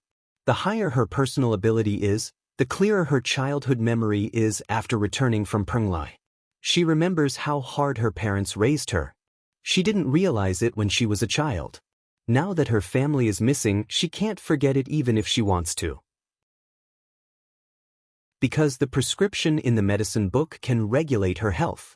She remembers her father sighing several times that it would be great if he could find the second half of the medicine book. "Father, I have found the second half of the medicine book. Do you know that? Farther than the distant stars, limited by the so-called rules of heaven and earth, where is my family?" Looking at the combined medicine book, Lin Luoran can't help crying. Tears fall on the blue cover of the book, making it glow. Lin Luoran's eyes are blurred with tears. She doesn't notice that the two halves of the medicine book are combined again because of the light. The cotton thread binding the book disappears, as if they have never been separated. Time and space go back. This is a complete ancient book with blue cover. "Why are you crying?" The voice has matured a lot, with the sweetness of childhood. Lin Luoran wipes away her tears and looks at the girl sitting by the bed. She is about 13 or 14 years old. Her eyes are big and bright. Her hair is combed into a bun and the ribbon is fluttering. It seems that she doesn't know what sadness is and makes people forget it. Her cheeks are much thinner with baby fat, which makes her nose straighter and eyes bigger. Lin Luoran is a little uncertain. "You are Momo?" It doesn't matter that she is taller. Based on her facial features and voice, it is obviously Momo, the girl Lin Luoran met once after bearing Essence. Lin Luoran doesn't expect to see Momo again at this time. Momo is still a girl. Chapter 451. Momo, how come you've grown up? Compared with Lin Luoran's surprise, the girl Momo seems to be confused as if they have never seen her before. "Why did you cry just now?" Momo doesn't know what's going on, so she doesn't dwell on it. Instead, she asks why Lin Luoran is crying. It's strange for a grown-up to cry. Momo subconsciously doesn't want her to cry. She can also feel the girl's pain. Lin Luoran feels strange about the girl's reaction. She wipes her tears and hesitates for a moment. However, she is defeated by the girl's clean eyes. Her eyes, which were even more translucent than crystals, made people have the desire to talk. Maybe it's because she has been depressed for a long time. After returning from Penglai, she faced the drastic change of her home, the pain and despair of falling from the highest place, and the longing deepens as time goes by. People around her all regard her as a pillar. It's the first time for her to talk about the anxiety in her heart. Momo listens attentively. Lin Luoran doesn't get comfort from the girl. Momo looks around and sees the strange but comfortable big bed. She takes a different approach and tells her a story. Once upon a time, there was a village called Sang. On the left was the tall Mount Qingluan, where beautiful and gentle Qingluan lived. On the right was the rolling hills. There were delicious wild vegetables in spring, berries in summer, and wild fruits everywhere in autumn. In winter, you could catch hares hiding in caves. Momo whispers and looks out of the window. Looking out of the room, she sees the herb garden and the spirit field. The fruits in the space remind her of the peach village called Sang. Lin Luoran can empathize with Momo's words. The village called Sang, in Momo's mouth, is like a paradise. The rolling mountains are so beautiful. In addition to exotic flowers and plants, there are also many monsters and monsters. In winter, the animals hide and the monsters attack people who enter the mountains. Every winter, people in the village die in the deep mountains. On the Mount Qingluan on the left, there are immortals in white who often help the villagers. Seeing that there are always casualties when people go hunting in the deep mountains in winter, they also teach the nearby tribes to plant chestnuts. The land of Sang village is fertile and the annual harvest is better than that of the nearby villages. People don't need to go to the mountains in winter, so the casualties are reduced a lot. Children in Sang village dream of going to Mount Qingluan to learn arts of nature to protect the villagers. One year, it snowed heavily, and a little girl was born in the village. Her parents had a daughter in their old age, and they doted on her very much. Although they had chestnuts and rice, food was always scarce in winter. Her father was so happy that he went hunting in the mountains in the snow to nourish his wife and daughter. His wife carried her daughter and watched him go into the mountains. It snowed heavily that day. She waited until the sky turned dark and then bright again, but he still didn't come back. His wife was sad every day, and within a few years, she also left her only daughter behind. From then on, The little girl who was born on that snowy day became an orphan. She was 6 years old that year and was shorter than other girls of her age. Lin Luoran holds Momo's hand. The girl's palm is cold. The little girl who lost her parents when she was a child, was she Bai? Lin remembers that when she was studying at the University of Chuan, she used to memorize the Kangxi dictionary. Oh, does that mean lowly orphan girl? Momo laughs. Do you think the orphan girl is very pitiful after hearing this? Lin Luoran doesn't know whether she should shake her head or nod. Fortunately, the girl doesn't care. She smiles and shakes her head. You are wrong. People in the Mulberry village think she is very lucky. The child who lost her parents fainted at the foot of Mount Qingluan because she didn't have enough to eat. She was saved by the Immortals on the top of the mountain. She became the youngest disciple of Mount Qingluan. There are more than 300 people on Mount Qingluan. She is the youngest, and all the brothers like her very much. Today, someone will pick fruits for her, and tomorrow, someone will take her to the sky to see cranes. In less than 2 months, the little girl has gained weight, and her face is as round as an orange. The white-bearded master says that when she is 8 years old, he will teach her to do breathing. It turns out that the brothers and sisters on Mount Qingluan, including the master, are all called chi trainers. They are not immortals as the villagers think. The master says that she can only cultivate when she is 8 years old. The little girl is counting the days every day. When will she be 8 years old? She pestered her senior brothers to ask questions, but every senior brother surrendered when he saw her. The little girl always giggled when she saw this. She gradually couldn't remember her childhood experiences clearly. In just a few months, she felt that she had become the happiest little girl. It's a pity. It's easy to get things, but it's easy to lose them. Momo, stop. Lin Luoran sympathizes with her and signals Momo to stop talking. The young girl, Swan and I, turned her head slightly. When she smiled, it was so sweet that it could melt a person's heart. Then one day, an enemy came. Master died, and she and her fellow apprentices were all captured. There were more than 300 people in Green Phoenix Mountain. That enemy's methods were vicious. She killed one person every day to torture her uncompromising eldest apprentice brother. On the last day, only the chi trainers of Mount Qingluan and the big brother were dead. The devil threatened the big brother with her life. The little girl remembers that I went to the mountain on a snowy day and never came back. She was stubborn and didn't compromise. The devil turned against her and wanted to tear her alive. At first, Lin Luoran tells Momo not to talk about it. However, hearing that Momo's life was in danger, she can't help asking, what happened later? How did the little girl get out of danger? Feeling the concern in her tone, Momo pulls her hand out of Lin Luoran's. Later on, a person suddenly descended from the sky and saved the little girl and her senior apprentice brother. That demon's actions were ruthless and vicious. Angering him, not only did he implicate the demon's clansmen, even his descendants were implicated. Lin Luoran has an intuition that the he who saved Momo is the man in robe. What about Momo whom she has met now? Momo, why are you telling me this? The girl shakes her head. I don't know. Just like you are willing to talk to me, I have never told these words to anyone. It's very strange that I want to tell you. Is it strange? Maybe. Lin Luoran is more willing to believe that the reason why the girl tells the past is that she doesn't know how to comfort her. Maybe she wants to tell her sorrow together and encourage her. Momo's smile is like a delicious pastry, so sweet that it almost melts. If she doesn't tell, no one will know that this is a girl who lost her parents when she was a child and witnessed the tragedy of her family. Compared with her, her parents doted on her very much when she was a child. They are just separated and there is still a chance for them to reunite. There is nothing to be sad about. Momo is happy to see that she is not sad anymore. She looks around the room. I seem to have seen you somewhere. By the way, where is this place? Lin Luoran is stunned.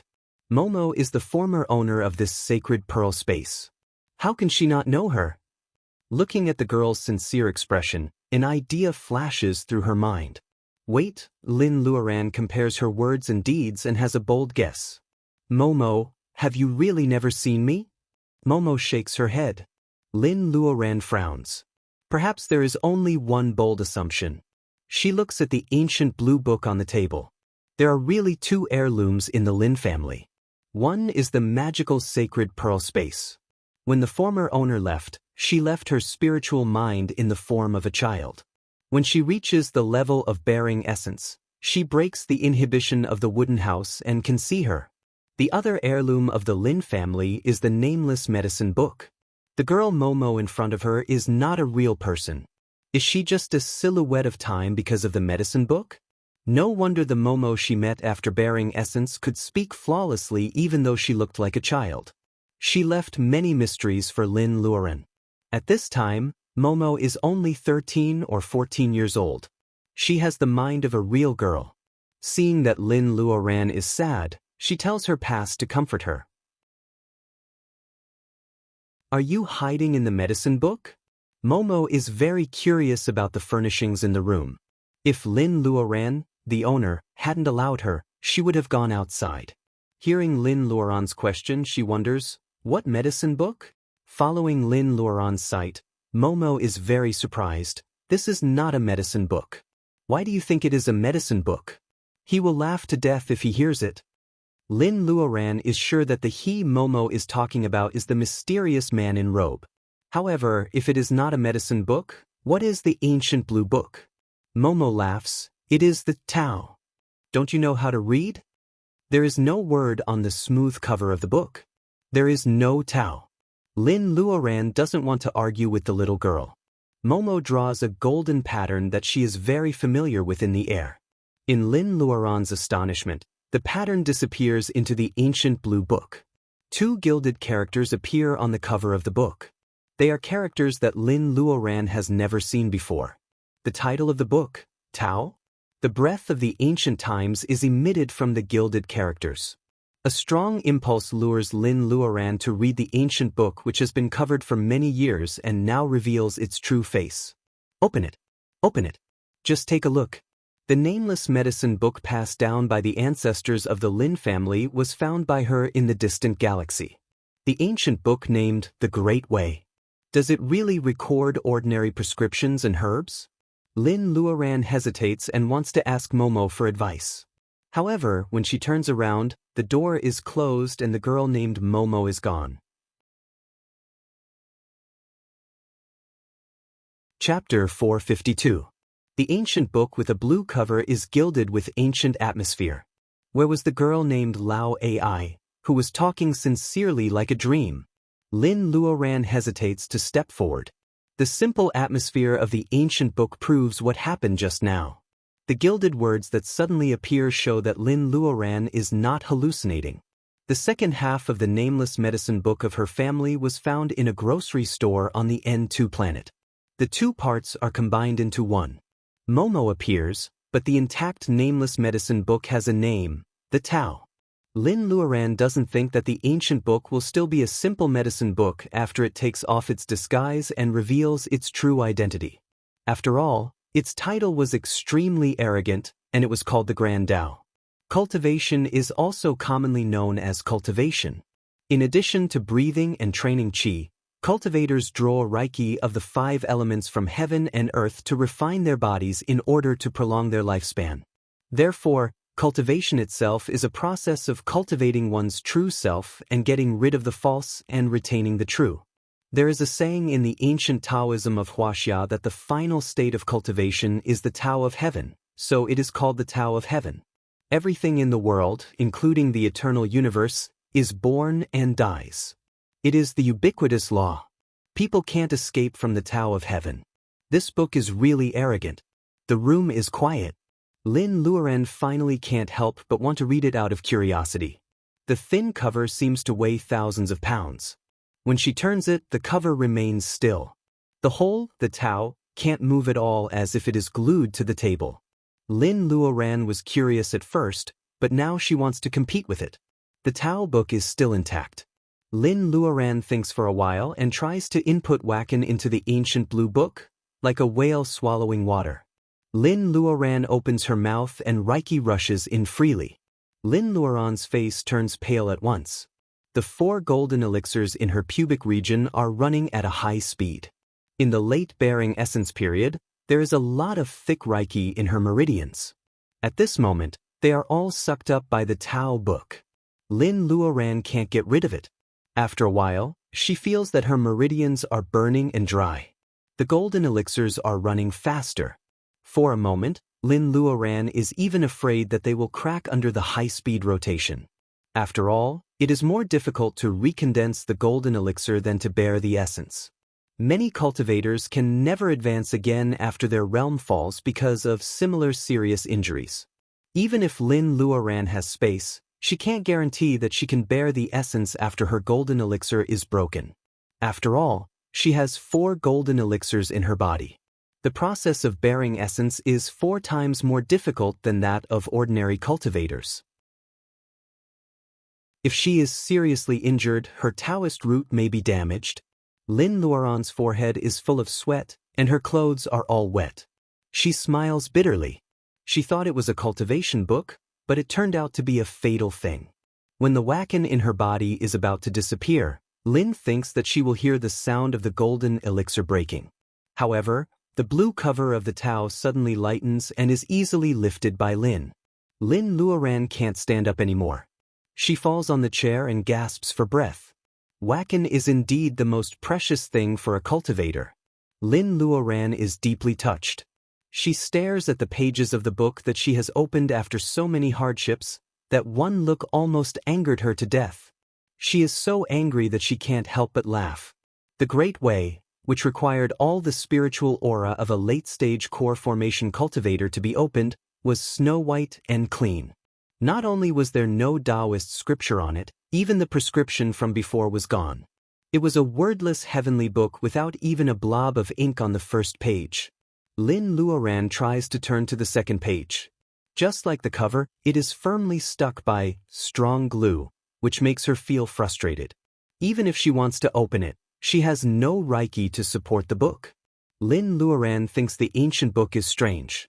She decides to put the wordless book aside and go back to the grocery store before leaving the N2 planet.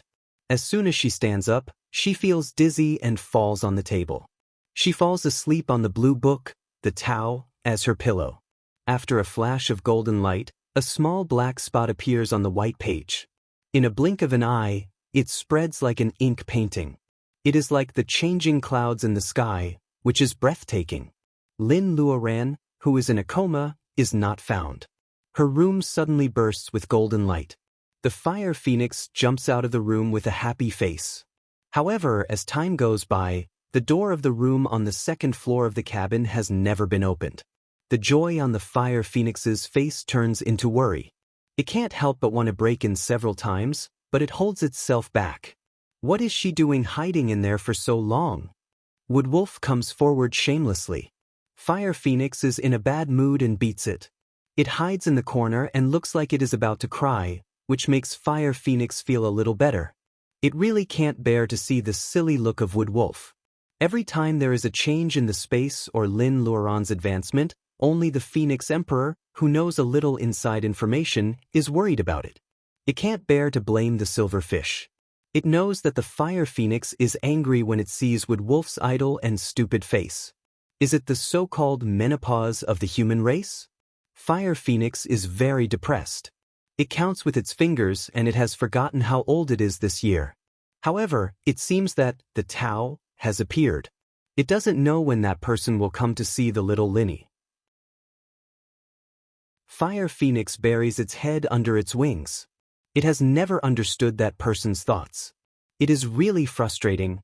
No, it really frustrates the Phoenix. Fire Phoenix is in a perturbed mood. It keeps pacing outside the room, but Lin Luoran doesn't know it at all. The wacken in her body is exhausted and she is extremely tired. She lies on the table with the Tao as her pillow and sleeps very soundly. After a long time, she suddenly hears someone talking. It is a chirping female voice, sweet and crisp, like a chickadee playing on her fingers. She woke up with a start and found herself lying on a big rock. The lake breeze was gentle and the sun was warm. 10 meters in front of her, closer to the lake shore, there was a table. The white paper on it fluttered in the wind. The one who spoke was 7 or 8 years old. Momo? She is wearing a very beautiful dress with her hair combed into a bun. When she smiles, her big eyes can be curved into crescent moons. When she bounces, her skirt faintly flows. She really looks like the little girl sitting under the seat of Guanyin in the Spring Festival painting when she was a child. Momo's previous words are obviously to the people around her. The ordinary robe is so ordinary that it seems to be covered with a layer of mist and will be drowned in the crowd at any time. It is the man in robe. Lin Luoran can still be calm when she sees Momo. After all, she has seen Momo twice and she is mentally prepared. However, when she sees the man in robe, Lin Luoran is so shocked that she almost falls off the big rock. She makes some noise, but the two people on the lake shore don't seem to see her. These words are so difficult. I don't want to learn anymore. Let's go to see the deer, shall we?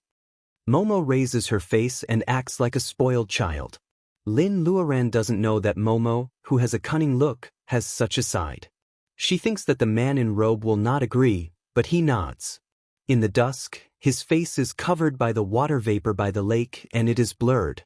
Just like the beautiful lake and mountains, only the freehand brushwork of a traditional painting remains. People can't remember his exact appearance. Hold me, hold me. Momo pulls the sleeve of the man in robe and acts like a spoiled child. The indifferent man makes Lin Luoran think that he will not respond to her. However, unexpectedly, he does bend down and picks up Momo. Not far away, at the junction of grass and bushes, there are two elks. They open their mouths and roll away a few tender leaves. The man in robe walks over with Momo in his arms. The fawns run to him on their own initiative. Momo jumps down from the arms of the man in robe and giggles while holding the elk's neck. The man in robe looks down at her. The wind blows up his robe and hair. A few steps away, there is clear lake water. The sparkling lake is dyed golden by the setting sun. The grass is over her knees, Momo is holding the elk's neck, and the man in robe is quietly waiting for her to play. Lin Luoran is like a bystander who accidentally peeks at someone else's happy moment. She is absent-minded for a long time. This is like a dream. The birds in the deep forest are so real.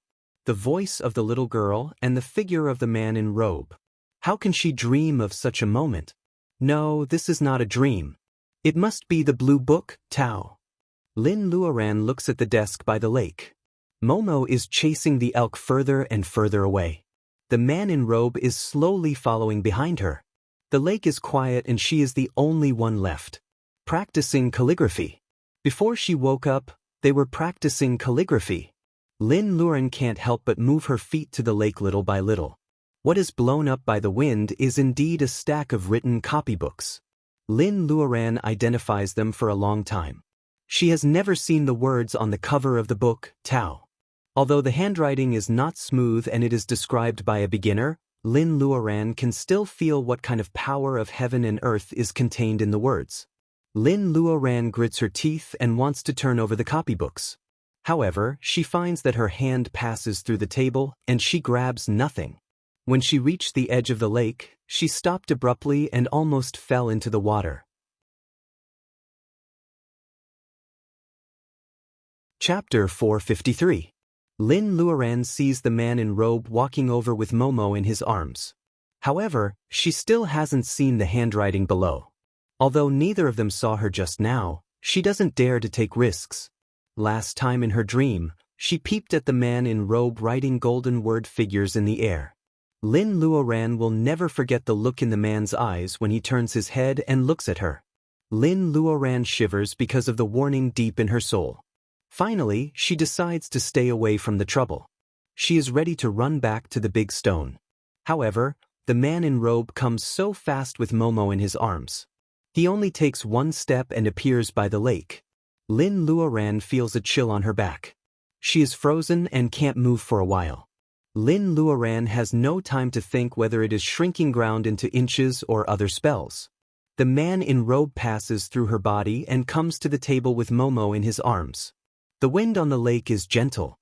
Lin Luoran is stunned. She doesn't feel any pain or discomfort.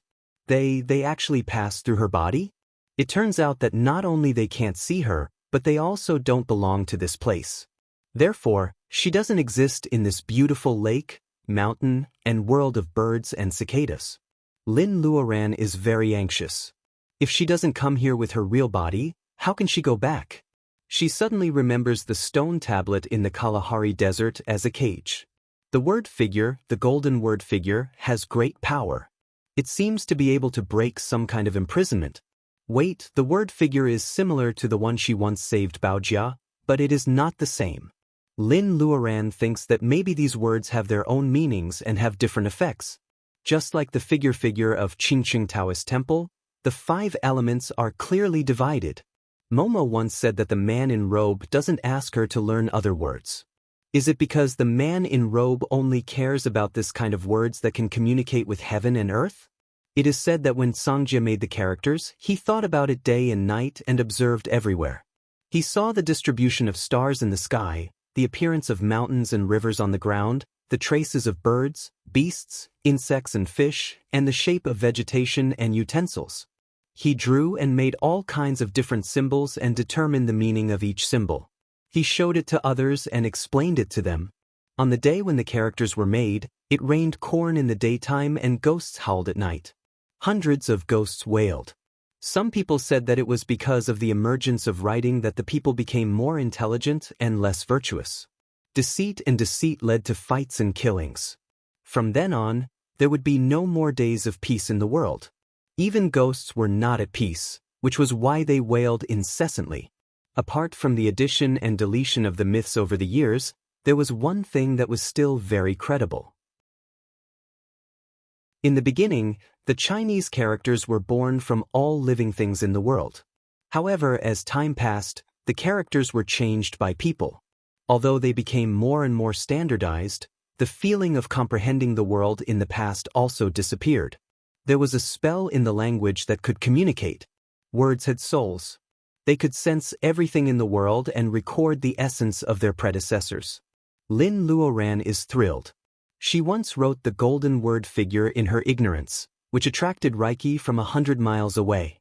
She had also been trapped in the world of the stone tablet.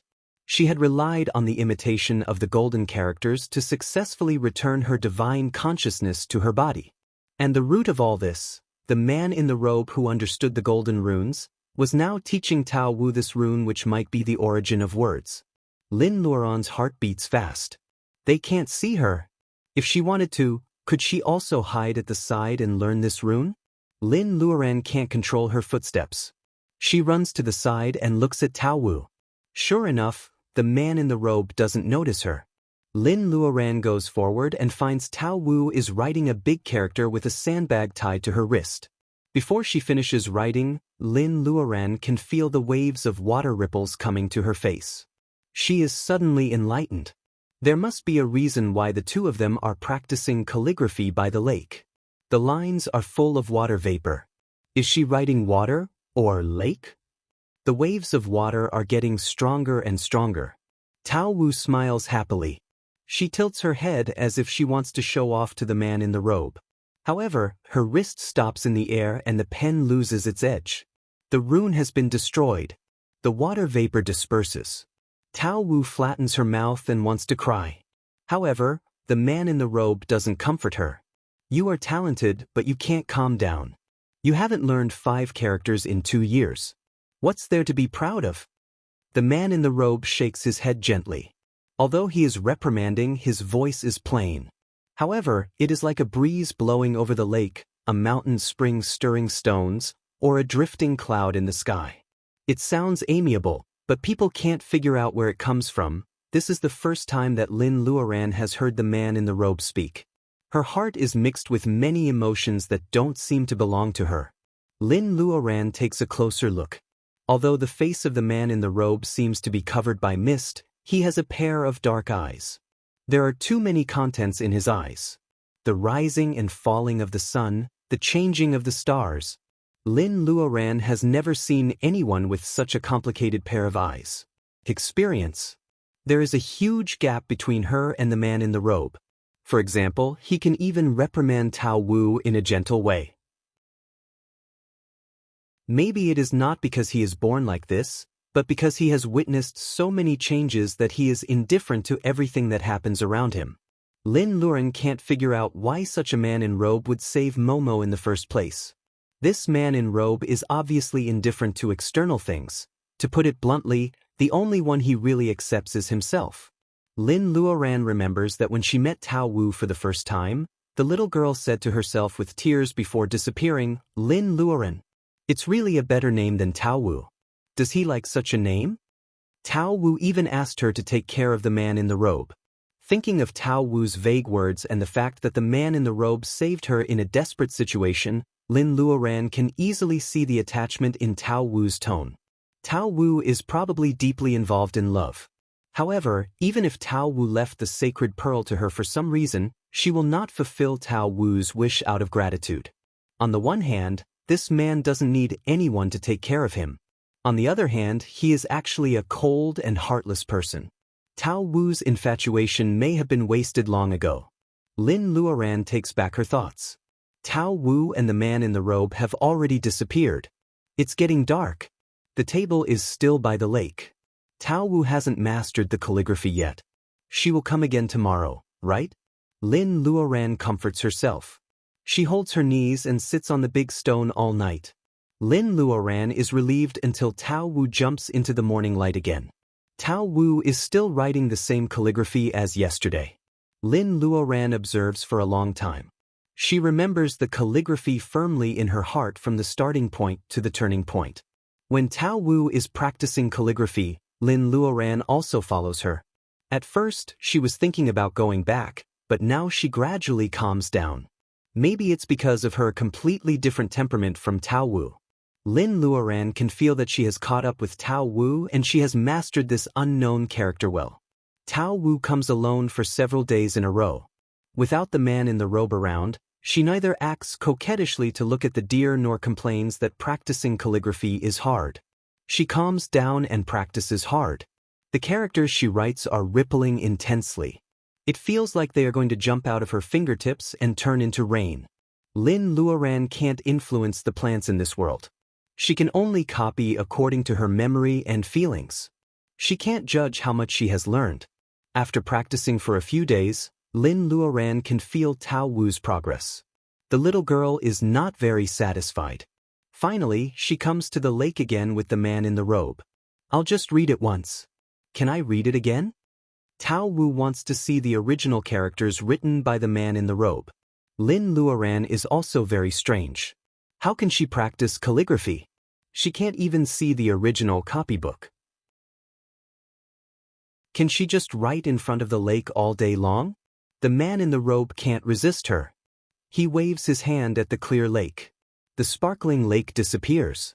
A piece of white paper flies back to the man in the robe's hand. The original lakeside is just a low-lying green. Lin Luoren pinches herself. Such a large lakeside. She has never doubted that it is actually a copybook. There is a reason why Tao Wu has been practicing calligraphy in front of the lake these days. In addition to figuring out the spirituality of the lake, it turns out that the copybook the man in the robe gave her is about this lake. Life was really too deceitful. It made people unable to hold back their tears. Although Lin Luoren is crying, she still goes forward shamelessly. She keeps the original characters written by the man in the robe in her mind.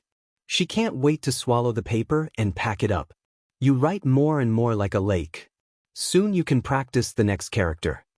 The man in the robe looks at the results of Tao Wu's practice these days and gives her affirmation. Tao Wu holds the original version written by him.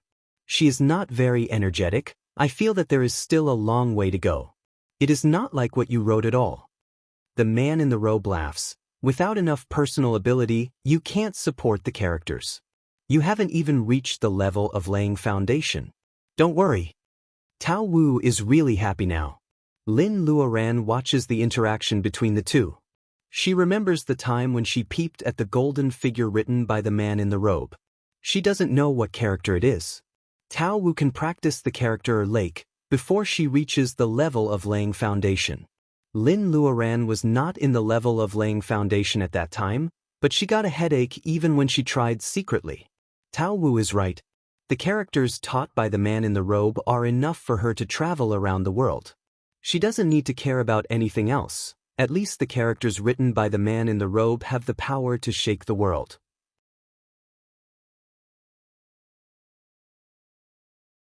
Chapter 454. Probably because of the huge difference in personal ability, the characters written by Momo can only turn into small puddles in the end. It is far from the sparkling lake where fish and shrimps are jumping. The little girl has to work hard secretly. Lin Luoran agrees with her efforts. However, it is obvious that her personal ability is not high enough, but she still wants better results. Lin Luoran has a vague feeling that something bad will happen. Sure enough, one evening, Momo sneaks out to practice calligraphy. The word lake, she writes, almost jumps out of the paper. It feels like the lake written by the man in robe. Lin Luoran watches the characters on the white paper come to life. The ink marks fade away and water drops come out. The sound of gurgling water is heard. Momo is happy at first, but she seems to be drained by something. She coughs up a mouthful of dark red blood and falls to the ground. Lin Luoran is very anxious. She wants to pull Momo, but her hand passes through her body. She can't touch Momo at all. What should she do? Looking at Momo frowning and moaning in a low voice, Lin Luoran can feel how much pain she is in. She wants to find the man in robe, but there is an endless forest in front of her. Taking a step back, even if she did find him, what could she do? Lin Luoran watches Momo struggling on the grass. For the first time, she feels the cruelty of the law of time. She was now invisible. She probably peeped at everything that happened thousands of years ago with the power of the Tao book, right? It is not the Tower of Babel. What she sees is just like a movie shot by modern technology with light and shadow technology. She is always just a bystander. However, what she has experienced is far more immersive than the so-called 3D movies before the new era. Even so, the Momo and the man in robe she sees are no longer in real life. The moon rises slowly, and Momo faints because of the pain. She sees the clear moonlight thousands of years ago. However, in real life, the moon has long been covered with cold alloys. Lin Luoran stays with Momo all night. It is not until the next day that the man in robe comes to the lake and takes her back. Close at hand, she heard the soft sigh of the man in the robe as he lifted her up. Lin Luoran feels that the sigh contains many meanings. She even suspects that the sigh is directed at her. When she turns around, she can see the back of the man in robe who is holding Momo in his arms and leaving slowly. It will be a mystery in Lin Luoran's life for many years to come.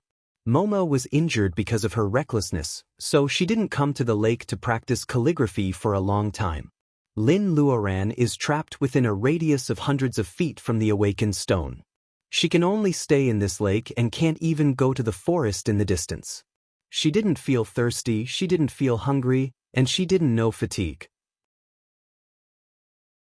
Other than practicing calligraphy, if she was bored, she would count the ants on the ground for fun. Anyway, the ants couldn't see her, so they wouldn't run away in fear. She often stared at the lake in bewilderment. The longer she stared at it, the more she felt that the golden symbols were different from the others. It was very easy to create a lake. Even a foundation establishment cultivator could use water spells to create a lake in a low-lying area. However, a real lake also contained fish, shrimps, crabs, shellfish, aquatic plants, plankton. This kind of creativity couldn't be achieved by spells of the 5 elements. If the power that could be used in the path of personal ability enhancement was divided into levels, they should be spells, arts of nature, holy spells, and immortal arts. Immortals are the real free branch in the world. Gods also have their own responsibilities. Immortal arts should be above holy spells. Like the ancestor of the monsters of wood, she turned young Lisha into the size of a petal and carried her with her. It was similar to the art of world in the sleeve. The substitution of peach and zombie that Wood Wolf once used is also arts of nature. Arts of nature are of a higher level than spells, but they can't achieve the effect in front of her. Holy spells? The power of faith is indeed magical. It can even reshape the Taoist root for mortals. However, those powers are born from the faith of mortals. Although they are magical, they are inevitably limited. What about the immortal arts? Lin Luoran has only seen a short time, so she doesn't dare to make a judgment. The golden word figure is completely different from them. It can create a lake with a complete ecosystem out of thin air. This is the power of the god of creation in Western mythology, or should it be said that it belongs to the power of the law of the universe? Does it borrow the power of the law? Or has it already surpassed the law?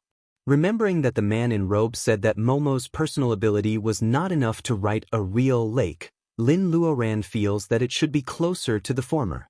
This kind of golden word figure can't be used endlessly at will. Momo is also cultivating. Does she have to rely on her own personal ability as a guide to communicate with the law of heaven and earth and make words move at will? What about the man in robe? His personal ability should be enough. In her dream, the word figure he wrote stirred up the wind and clouds. Lin Luoran doesn't know what his personal ability is. In such a quiet environment, Lin Luoran can calm down. She puts together the doubts she has encountered since the beginning of personal ability enhancement and the scattered knowledge she has learned. The bottlenecks she felt in the past are always clear after she breaks through a few levels of personal ability enhancement. After mastering the basic knowledge, she can also confirm it with the new realm. Lin Luoran feels that she has benefited a lot in other areas besides learning words. This kind of ethereal state is really suitable for making elixirs, setting up magic circles, or even refining weapons. Unfortunately, she doesn't have the jade stairs, so she can't make elixirs or weapons. Fortunately, the grass is soft enough for her to lie on her back. The sky by the lake is also wide enough for stars to accompany her every night. Except for tonight. Tonight, the night sky is not as brilliant as a few days ago. All the stars are gone, leaving only the moon like a big disk. It is so bright that it almost touches the water. It is so close that it seems that she can reach out and touch it. Lin Luoran doesn't expect to see Momo, whom she hasn't seen for a long time, tonight. The man in robe takes her to the lake. Momo seems to be in good spirits. She is jumping and her colorful skirt is shining in the moonlight.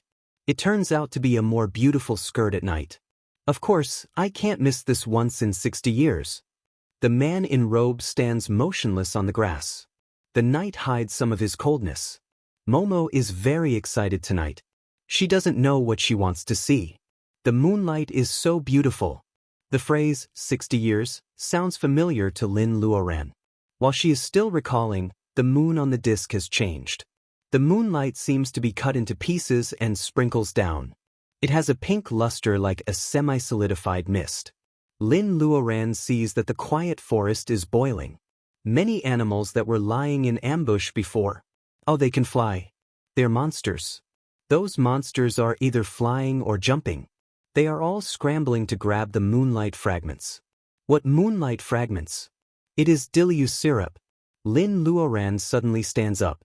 Dilyu syrup, which only appears once in 60 years, falls with the moonlight.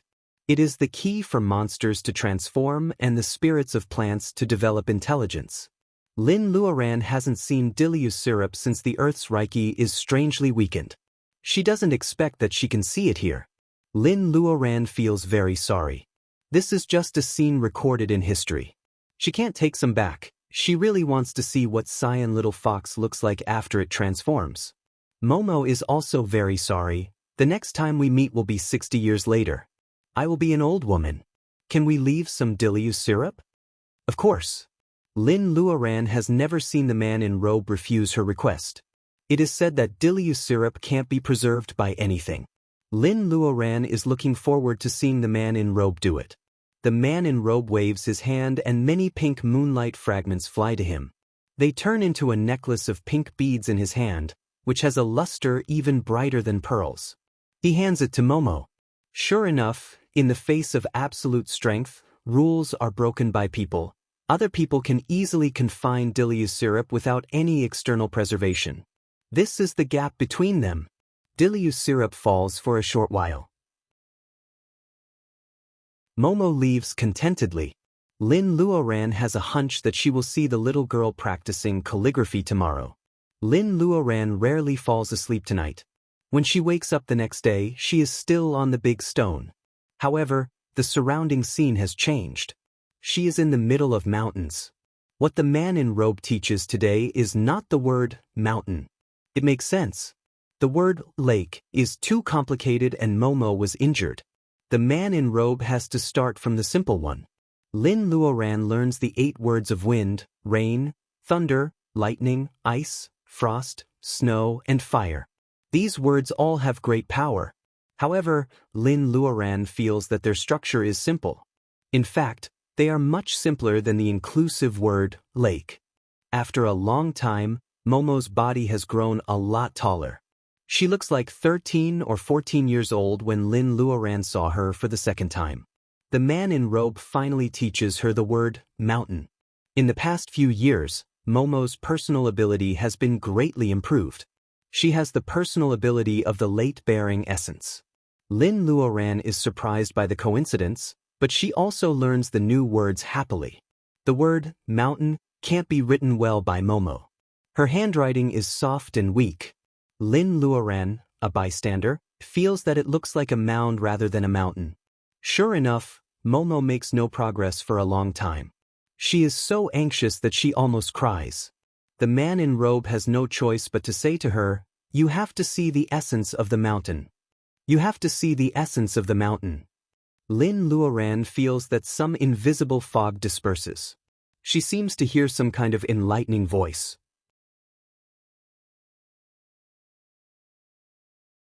Chapter 455. You have to see the essence of the mountain. Cultivation is to get rid of the false and retain the true. Without the guidance of a master, Lin Luoran has reached the late-bearing essence with the nameless breathing and training chi spell. The fog hovering in her mind is pushed away and she has never been so clear. Lin Luoran's mind is clear. When she opens her eyes again, she has woken up.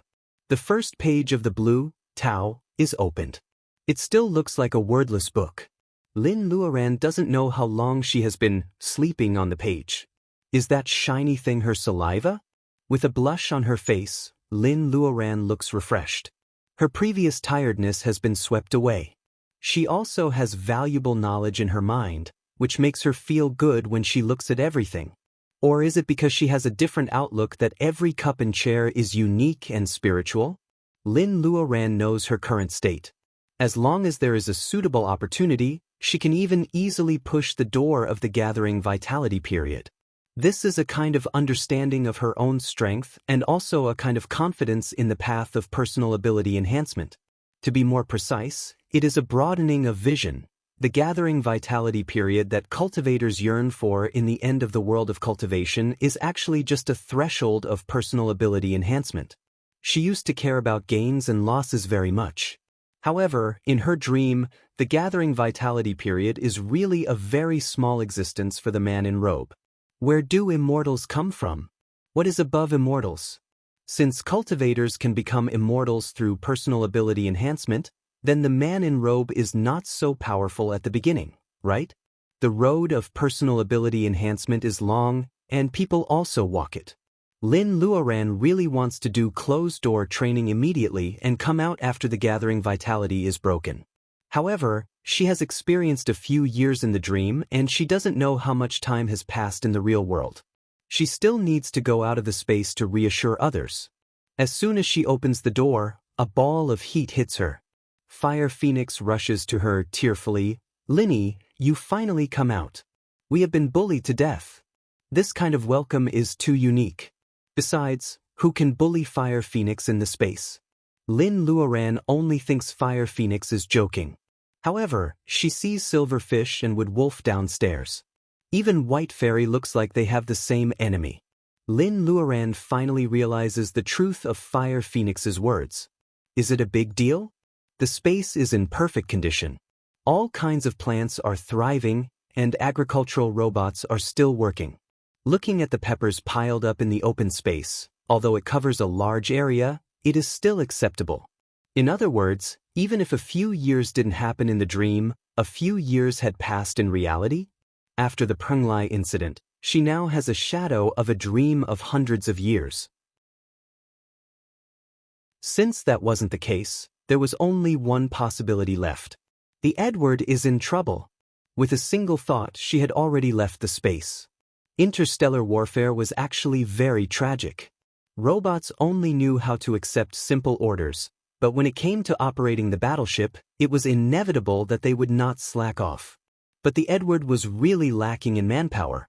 No one would have thought that such a huge starship would only have a few intelligent lifeforms on board. They weren't even warriors. The siblings of the Ma family, Hanwea and Will. Colin, none of them were mecha operators, and they were not proficient in combat. It was all thanks to Xiaoji. If Xiaoji hadn't been a battle-oriented intelligent brain of the starship, it would have been caught unprepared during the ambush, and the starship would have been destroyed. However, the power gap between the alliances could not be ignored. As the garrison base of the Alpha Alliance on the Earth, the Alpha Alliance didn't need to send the most advanced starship to deal with a small rank 1-member star. Compared with the Nami Alliance, the Edward was indeed a bit behind. If you were behind, you would be beaten. This was a simple sentence summed up by the former Red regime of Huaxia. The Edward was now in a position to be beaten. This place was close to a barren asteroid belt, where countless cosmic dust floated. The navigation line was not clear, but it was the fastest and most convenient route to the Nami star. As long as they crossed this asteroid belt and jumped according to the galactic coordinates, the Edward would be welcomed by a broad road, the road after that was the commercial hub of the Nami Alliance. No pirates had ever dared to commit crimes on that route. The Edward was hit by another energy cannon. Everyone on the starship could feel the virtual light screen trembling. Damn it, it must be that Windsor's doing. She followed us like a dog skin plaster. It turns out that she conspired with others to ambush us here. Ma Yiming hammered the table with hatred. The young man didn't know how to flirt. In his eyes, the beautiful Windsor was not as pleasing as his sister. The Edward hadn't decided to go with Windsor. However, Lin Luoran suddenly did closed-door training for a long time without any movement. They stayed on the N2 planet for several days. Seeing that the wedding of the royal princess of the Nami star was approaching, Lin Luoran showed interest in attending the ceremony more than once. Colin was older, so he made a decision. They should go to the Nami star first. Windsor didn't know why she insisted on following them. Colin thought for a while. Instead of letting the female pirate play tricks behind his back, it was better to put her in the light. So, he agreed to let the two starships go together. Even so, he was still very wary of Windsor. On the surface, he agreed to go with Windsor, but in fact, he would only tell Windsor the target coordinates before the jump. In such a short time, no one could arrange an ambush and wait for them to come. For example, now, the Edward didn't notice to change its route until it was too late. It made Windsor very angry, but the Edward was also uncomfortable.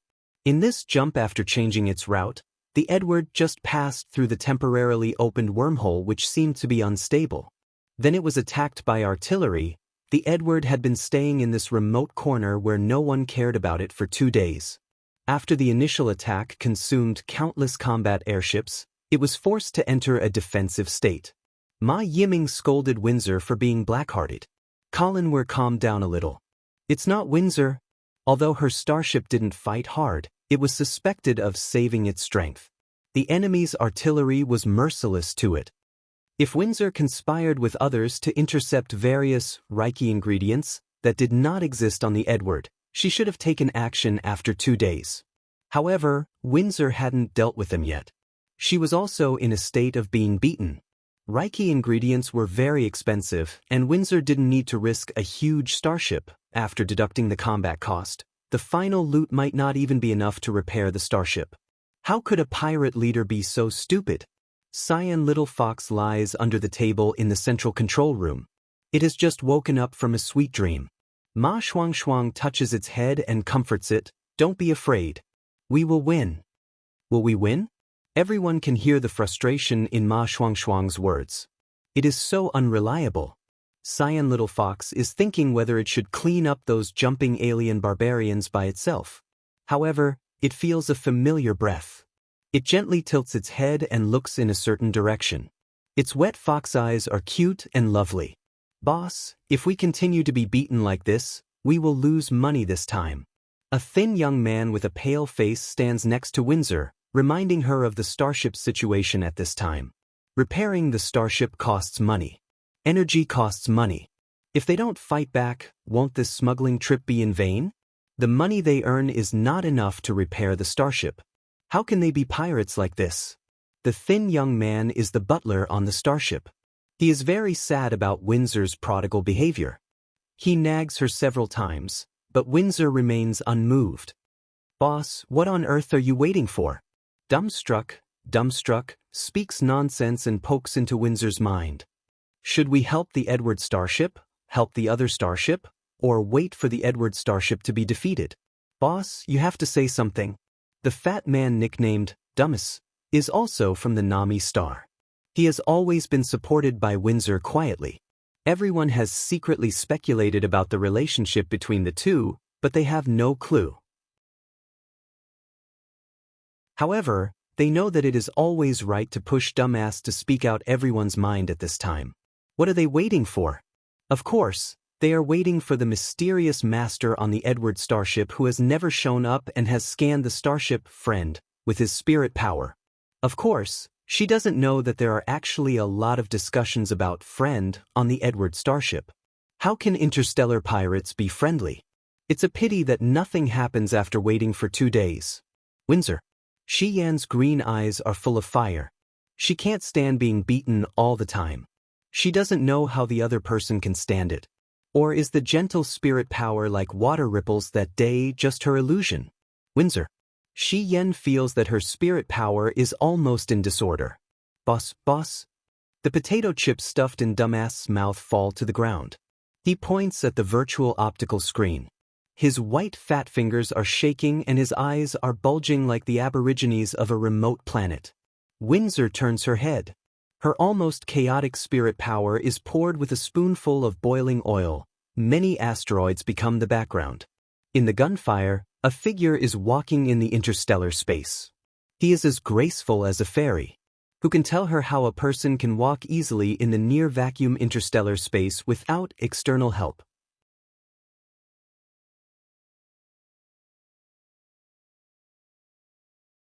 Chapter 456. Linny is angry. As residents of the sacred pearl space where she never leaves, the 3 fire phoenixes know Lin Luoran's temper very well. Most of the time, Lin Luoran is like a nice person. That's because she only has emotions for people she cares about.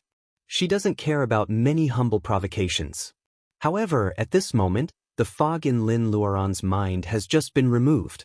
She has a great ambition to break through the late bearing essence period and successfully gather vitality. However, the sudden attack disturbs her ethereal state of mind. The feeling of breaking through at one go is gone. How can Yen not be angry? I bet 2 mangoes. Linny is going to kill them this time. Fire Phoenix presents the situation outside to the residents of the space through a fire mirror and broadcasts it live. As for the mangoes, it is planted by Lin Luoran anyway. It doesn't feel sad if it loses. Wood Wolf rolls its eyes. Why don't you bet on the flame, Wood? Everyone can see that she is going to be mad. I bet 2 rabbits. Linny will kill them in a quarter of an hour. Fire Phoenix glares at it and tells Wood Wolf to go away. It bet 2 mangoes. There are still mangoes in space. It is just offering Buddha with borrowed flowers. Damn Wood Wolf. How can there be rabbits in space? It is obviously trying to trick the wolf with nothing. No, the Phoenix Emperor. Little Silverfish watches Fire Phoenix and Wood Wolf fight and there is only a group of shadows left. It is very embarrassed. White Fairy floats over like a willow branch in the wind. She straightens the peony on her bun and says, if they fight again, there will be no fun to watch. I bet 2 top-grade spirit stones that Linny can kill them in a quarter of an hour. There is a lot of noise in space. Lin Luoran has a headache. She simply cuts off the connection with the sacred pearl and finally wins the silence. Walking in the interstellar vacuum, there is a sense of freedom and comfort. With the sacred pearl in hand, she never worries about the lack of oxygen and cosmic radiation. Most of the time, it is a reliable and powerful intimate little cotton-padded jacket. She suddenly appears in a relaxed manner.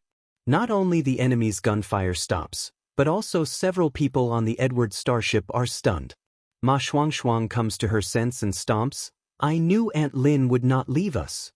Ma Yiming's stiff expression turns into a smile. Han Weiya's eyes turn red. Colin heaved a huge sigh of relief. At the critical moment, there would always be a person who would stand out like a divine soldier descending from the sky to encircle them safely under his wings. This feeling of being sheltered was the same for these people who had gone through different experiences. Aunt Lin, you can do it. Ma Shuang puts her palms together like a trumpet and shouts loudly. Xiaoji transmits her voice to Lin Luoran's earrings. Lin Luoran dodges a particle cannon. She turns around and makes a face at the Edward. Everyone laughs. Lin Luoran is still in the mood to chat and joke with her family. Since Lin Luoran's strange appearance, the starship that attacks the Edward has been approaching the level of madness. A bunch of good-for-nothings. That woman is still approaching. It was getting closer. Stop her. How can a human survive in a vacuum? That woman must have the best products on her. Everyone, don't be afraid. Focus your firepower and kill her first. The loud voice makes a group of operators unable to raise their heads. Their fingers are flying on the keyboard, calculating the attack angle and trajectory. It's a busy scene. The despicable attacker. The commander on the unknown starship is obviously a layman. He only knows how to yell and scold. The deputy commander knows something. They have just launched several particle cannons, each of which can blow up a hill. However, the woman who suddenly appears on the opposite side has escaped safely. How is it possible? Particle cannons use charged particles to accelerate the launch through a particle accelerator. There is no gorgeous light and shadow effect. Basically, it can't be seen without any reaction. In other words, it can only be seen when it explodes. It is the best way to attack in a vacuum. However, she has avoided all of them. How on earth did she do it? If he has a chance to ask this question, Lin Luoran will be happy to tell him. Because she is a cultivator. She is a cultivator who is too strange and mysterious for a technological civilization. Lin Luoran's spiritual mind weaves a fine net. This net extends infinitely in the middle of the three starships. It is a piece of cake for her to avoid the invisible particle cannons. For a moment, she even feels that she has become an omnipotent god in this world. That is a kind of control that is clear in her mind. She suddenly remembers the evaluation of Earth cultivators by her old rival, the fake Saintess. Earth natives do not understand the real magical use of spirit power. Spirit power, spiritual mind is spirit power. Is its real use for interstellar war? Lin Luoran feels that things are not so simple. However, she still has a long life to lift the veil of personal ability cultivation step by step. She can afford to wait. The unknown starship can't afford to wait. The enemy's attacks are getting more and more intense like rain. Seeing a combat airship roaring over, Lin Luoran pretends that she is not tired. She shakes her head in the air. In her spiritual mind, she can see that the people on the enemy's starship are smiling. Lin Luoran also smiles coldly. She can use her spiritual mind to attack now. Without the person operating the starship, the enemy doesn't have an independent intelligent brain like Xiaoji. The starship will become an iron shelf and she will win the war. However, she will not. Lin Luoran's grievance makes her angry. This time, she decides to use the cultivator's attack to show these bullshit alliances how she defeats the so-called cutting-edge weapons. For a moment, Lin Luoran seems to return to the blood-boiling battle of defending Dongting City. Those compatriots who are fighting with mutant monsters for living space and seeking for survival and development. Even if the Earth before the new era is not good, it is still their home. Will they be beaten if they are backward? Will they be invaded if they are underdeveloped? The technological civilization of the Earth has only been developed for a few years, but it has been broken on the way to the interstellar. The soldier operating the airship is overjoyed to see that he has knocked Lin Luoran aside without any resistance. The cannonballs arranged in a zigzag pattern leave the launcher. Lin Luoran doesn't dodge but stands still. The expected explosion doesn't happen. 3 cannonballs are frozen at the tip of Lin Luoran's fingers like a human pyramid. Yes, the gorgeous white light binds the cannonballs with great impact. They are abruptly stopped. Not only the people on the enemy starship are stunned and can't believe it, on the Edward, the brother and sister of the Ma family, who see all this through the virtual light screen, are also overwhelmed with emotions. They have also heard about the cultivator's legend, and they are lucky enough to be accepted by Lin Luoran. However, they have never seen this gorgeous spell with their own eyes. They don't know how this gorgeous spell shines like a star in the dark and blue space. This scene deeply shocks the brother and sister of the Ma family. Years later, when they become successful in personal ability enhancement, they will smile when they think of Lin Luoran's carefree action today. That is the legend of Aunt Lin, and they are the witnesses. At this moment, the 3 starships all witness the counterattack. Lin Luoran's fingertips slide, and the 3 solidified cannonballs suddenly change direction. The airships on the opposite side move in a panic. How can they dodge at such a close distance? Bang! Bang! Bang! This is the automatic dubbing in everyone's mind. Sound can't be transmitted in the vacuum. Everything is like a silent movie, silent and colorful. Because of such silence, sometimes it seems particularly terrifying. The 3 consecutive attacks are all the skills of the Nami Alliance. It is obvious which is more powerful, the spear or the shield. The airship explosion not only causes the airwaves, but also the debris of the airship, which has no air resistance, brings heavy losses to the weapons and equipment of the enemy's starships. In retrospect, many people will wonder about this unreasonable chain reaction. How can the debris after the airship explosion be so powerful? However, at that time, everyone is surprised by the domino effect of the explosion. Like someone igniting the fuse of firecrackers, the airships hit by the debris all explode one after another. The turbulent airflow spreads, blowing the ribbon on Lin Luoran's head up. Only she knows that the surface of the debris is covered with a group attack spell cast by a cultivator who is about to enter the gathering vitality realm, that is the sharpest of the 5 elements, gold. She doesn't believe that she can't cut the alloy plate forged by the Nami Alliance. The ignited firecrackers are extending to the enemy's starship. At this moment, Lin Luoran has been regarded as a monster by the enemy. Cool, it's really cool. In the friendship, Windsor. Xian is surprised, amazed, and then laughs out loud. When she laughs, she is high-spirited. She is really unparalleled. She has never thought that there is a woman who can fight against a huge starship in this interstellar world. This is a scene she has dreamed of countless times but has never seen. Windsor laughs so hard that tears come out, while other pirates shrink their necks. In the same way, they have never seen a woman who is more powerful than Queen Windsor. God, is there any way for men to survive in this world?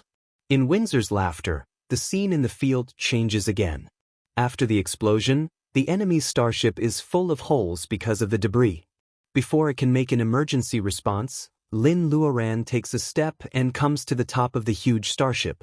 This is the footwork she figured out after observing the man in robe's footwork in her dream.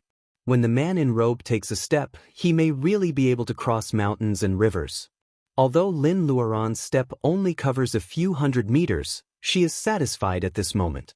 The moment she looked down at the starship from above, no one felt that she was insignificant anymore. Instead, a huge object like the starship was ignored by everyone. Because everyone's eyes are on Lin Luoran. At this moment, she is so bright, like the legendary goddess of war of the Nami Alliance. Holding a shining sword, she condenses a huge amount of energy and slashes at the top of the starship. Seeing this scene through the fire mirror, White Fairy's eyes are shining. She hasn't seen anyone use this sword skill in front of her for more than 1,000 years. In the cold, misty peak, in addition to the charming female cultivators, it is also famous for the exquisite water spell of sword in the world of cultivation. Compared with poetic names such as Frost's Fall and Auspicious Snow, the last move is extremely domineering and ruthless. It is called Quietus.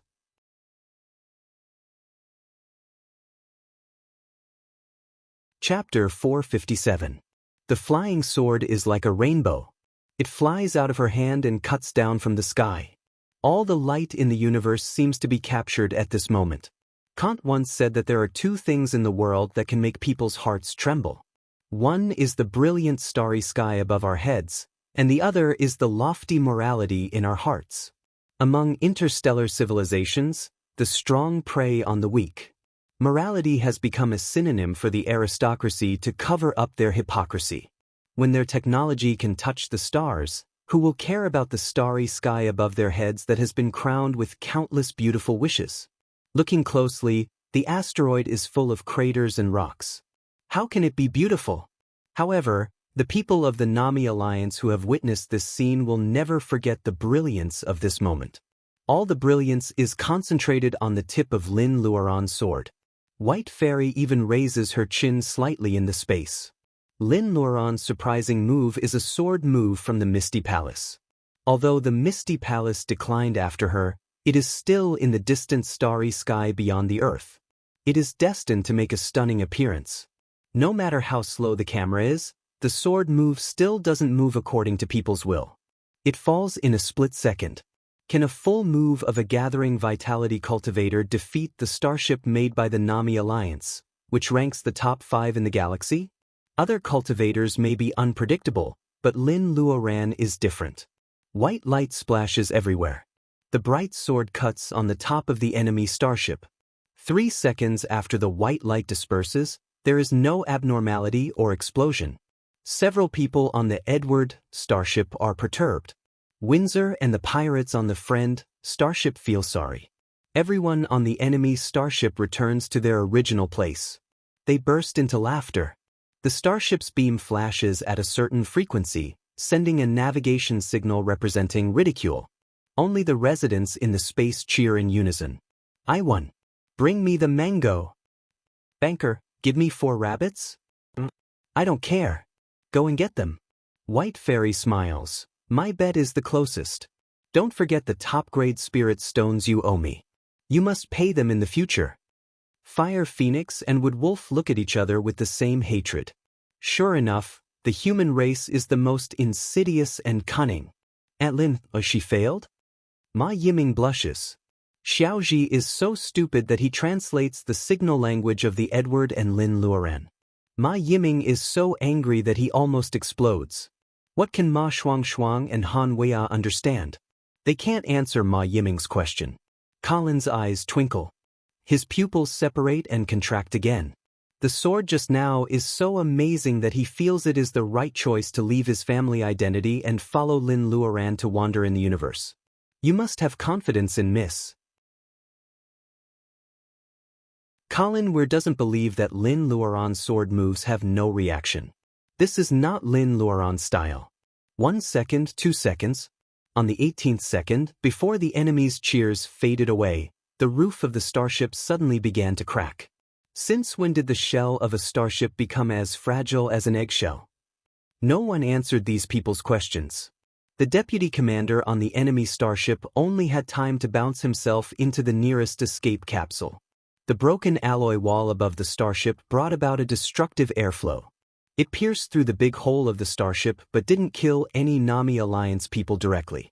The vacuum produces negative pressure inside the starship. At the moment when the alloy wall collapses, the air inside the starship swarms out. The powerful airflow throws out the people who are caught off guard. They are not Lin Luoran who can walk in the universe without a spacesuit.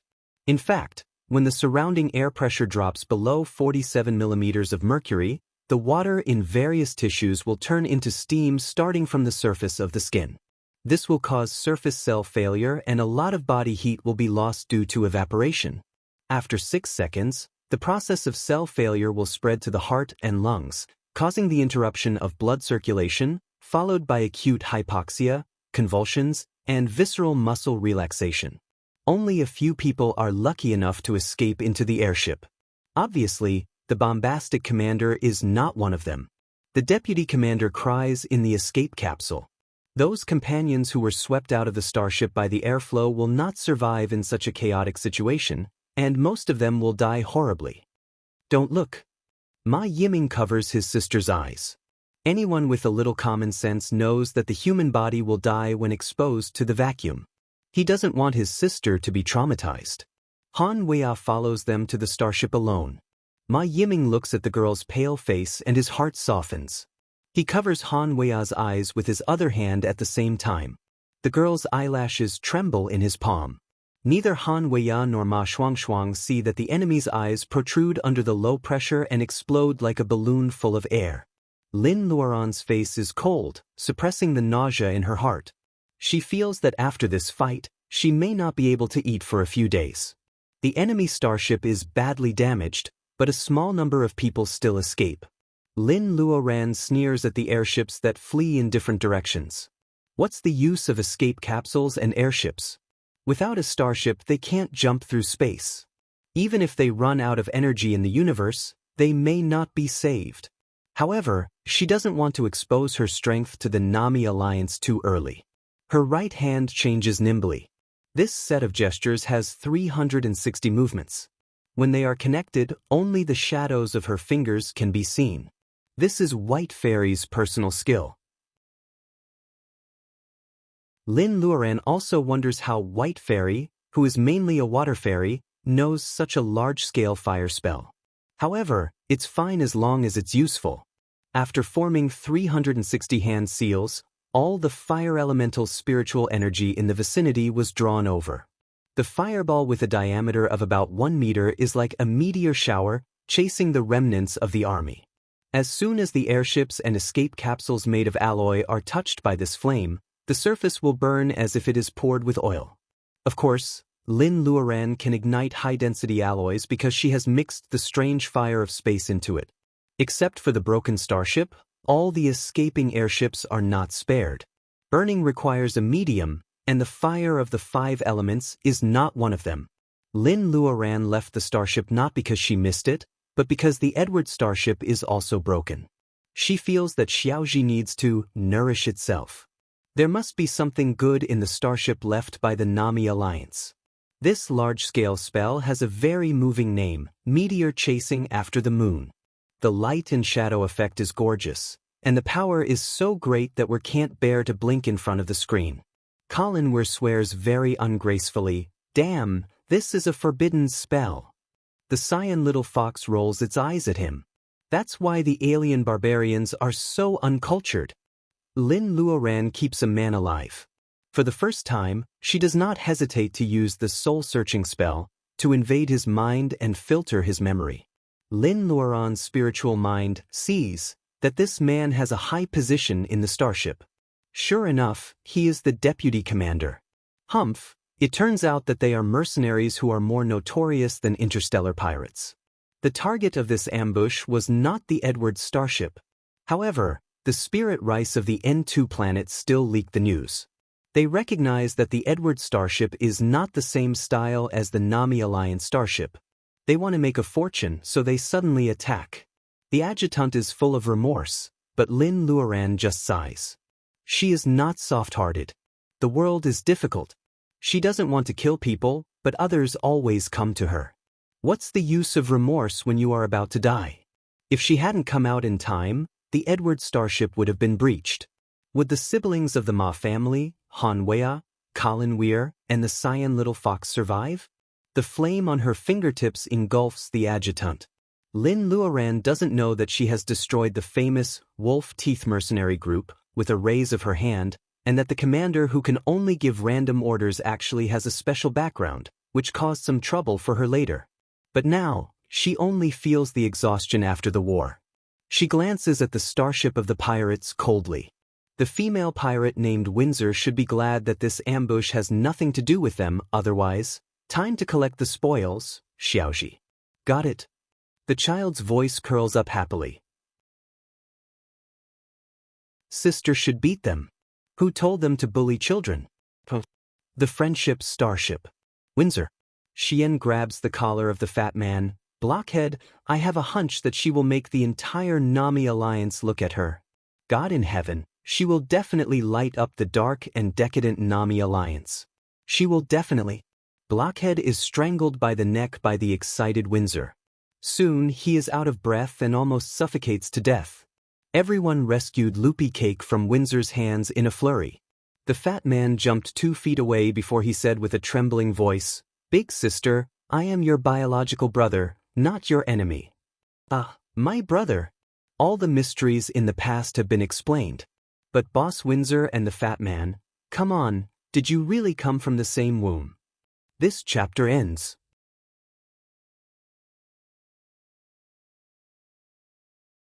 Chapter 458.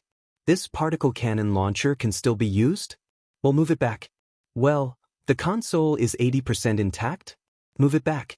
Well, don't you want the mecha floating in the space? Waste is shameful, Xiaoji. Do you want to take away the starship? Xiaoji, we have to do what we can and just take away the precious metal parts. The defeated starship is quickly dismantled, leaving only a broken shell that can't be taken away. The other people on the Friend are full of professional worship for the Edward starship, clean and agile, accurate choice of spoils. Isn't the Edward a pirate starship pretending to be a pig to eat a tiger? They subconsciously forget the scene of Lin Luoran showing off her power. Blockhead even hypnotizes itself that the Edward starship is of unknown origin. It must be a humanoid weapon launched by the more technologically advanced Galaxy Alliance. Yes, it must be so. How can an intelligent life fight a starship alone?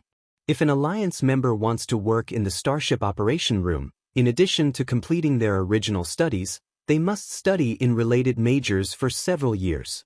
Starships are powerful. They can carry passengers, haul cargo, and fight. This is the idea instilled in the Nami Alliance and even the entire Galaxy Alliance from an early age. They are proud of starships and technology.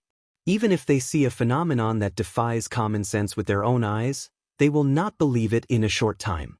If they believe it, the worldview they have built since childhood will collapse, which is very painful. However, everyone on the Friend still remembers what they saw today firmly in their hearts. The interstellar pirates who used to strike fear into people's hearts were now mostly afraid of the inconspicuous Edward spaceship. Curiosity was the minority. Only Windsor, who is in charge of the pirate gang as a woman, admires the Edward starship or Lin Luoran on the Edward. Unfortunately, the excited Windsor doesn't know that Lin Luoran, influenced by the Huaxia civilization, has always believed in the friendship of providing charcoal in snowy weather. Those who are icing on the cake can also be friends, but they can't be close friends. The inaction of the Friend in the face of the ambush can't be regarded as adding insult to injury. However, Lin Luoran will never have a heart-to-heart with those who stand by indifferently. The Edward takes the materials from the enemy's starship, refurbishes it, and equips it with some weapons. The technological gap between the Alliance and the Alliance makes Xiaoji happy as if it has a new toy. After being the goddess of war, Lin Luoran also feels that the interstellar world is full of unknown dangers. It's really not suitable for closed-door training. She has to suppress her desire to gather vitality and make plans after she goes to the Nami star. However, the cyan little fox gives itself away. Under Lin's interrogation, the little fox feels aggrieved. It doesn't need to do anything until it is at the end of its rope. The cyan little fox says eloquently, but Lin Luoran is a little disappointed. At that time, although they would not be at the end of the line, how far away would they be? It has been with the siblings of the Ma family, Han Weiya, and even Colin for almost a year, but it still doesn't take their concerns to heart. It is too cold. Lin Luoran doesn't know if it's because of the nine-tailed fox family's natural arrogance, or because the fox has always been indulging and spoiling the fox, making it feel that others' efforts are a matter of course. However, she and the Lin family have been worried about the cyan little fox for 300 years. Has the cyan little fox ever thought about telling them that it is safe? Because of this, Lin Luoran doesn't easily forgive the cyan little fox's behavior this time. The joy of victory on the Edward is gone, and the atmosphere is low. Everyone can see that there is something wrong between Lin Luoran and the cyan little fox. No one dares to be a peacemaker. They all work hard and devote all their enthusiasm to the processing of chili. Colin stays up late to write several promotion plans. Ma Shuang is learning Chuan cuisine. Ma Yiming is driven to closed-door training. He can't find the sense of qi, so he is not allowed to participate in trifles. Han Weiya is immersed in studying the notes of making elixirs. The cyan little fox is alone. It guards the repaired medicine field and raises its neck proudly. The road to becoming a king is destined to be lonely. It doesn't care about those human race teasing it all the time. Stepping into the bustling business road, they can encounter starships passing by from time to time. The Edwards route to the Nami star becomes safe. Robots make utensils and bake chili. To make chili sauce, rapeseed oil is needed. Lin Luoran plants rapeseed oil in between planting chili. When she was a child, she saw Mrs. Lin make chili sauce of Chuan cuisine. Spiciness is only one of the steps. The most wonderful thing is the fragrance. Dry chili needs to be ground into chili powder, put in pepper, peanuts, broad beans, and proper salt. Then pour in the liquor brewed from grain. Finally, it is mixed with rapeseed oil and let it sit for a while. Then it is sealed. Other things are easy, but the lack of salt in the space is a big problem. Thinking of the varied food culture of the Nami Alliance, which is not related to the Huaxia civilization, Lin Luoran decides to leave the small amount of chili sauce to her own people for the time being. If she doesn't make it into Chuan cuisine, the delicious bean chili sauce can't be highlighted at all. Since it is only for her own people, she is not stingy. The liquor is flavored with fruit wine and is sealed in earthen jars. Lin Luoran is looking forward to the fragrance on the day when the jars are opened. The vinegar and soy sauce she made have all been opened. 1 or 2 jars fail to ferment and stink. Lin Luoran blushes and pours them away. The other jars taste just right, which fills her with the joy of harvest. Everyone is busy, and the voyage becomes more fulfilling. On the 13th day after solving the ambush, they come to the Nami star. This is a planet guarded by 4 satellites. It is much smaller than the N2 planet, and its diameter is about twice that of the Earth. As the center of the high-tech Galaxy Alliance, the Nami star is not as high-tech as people imagine. On the contrary, it is better than the increasingly polluted Earth before the new era. There was a large-scale scuffle in the Nami Alliance, and the Nami star became the target of the scuffle. After the war, the Nami star became a post-war ruin. In order to restore the natural environment of the mother star, the Nami people pay a lot of money and energy every year. It is said that they can build a powerful interstellar core. This is the information Xiaoji found in the interstellar network. On the Nami star, large-scale technological products are rejected and pollution-free handicrafts are advocated. All the defense and heavy industry are arranged on the 4 Guardian satellites. On their mother star, there are even well-preserved ancient buildings from more than 1,000 years ago. The Nami people's persistence and care for their mother star are just like their loyalty to the royal family. This is engraved in the bones of the Nami people, and it even affects the entire Nami alliance. Lin Luoran is very envious. Since the Nami star can be rebuilt from the post-war ruins, the Earth also has a reason to restore its old appearance. She is looking forward to that day. Thinking of the man in robes writing, Lin Luoran has a bold idea. However, her enthusiasm is ruined because her personal ability is too low. In order to restore the environment, the Nami star even arranges military defense on the 4 Guardian satellites. Except for taking the passenger starship operated by the Empire and normal military handover, no one can approach the Nami star in any other way.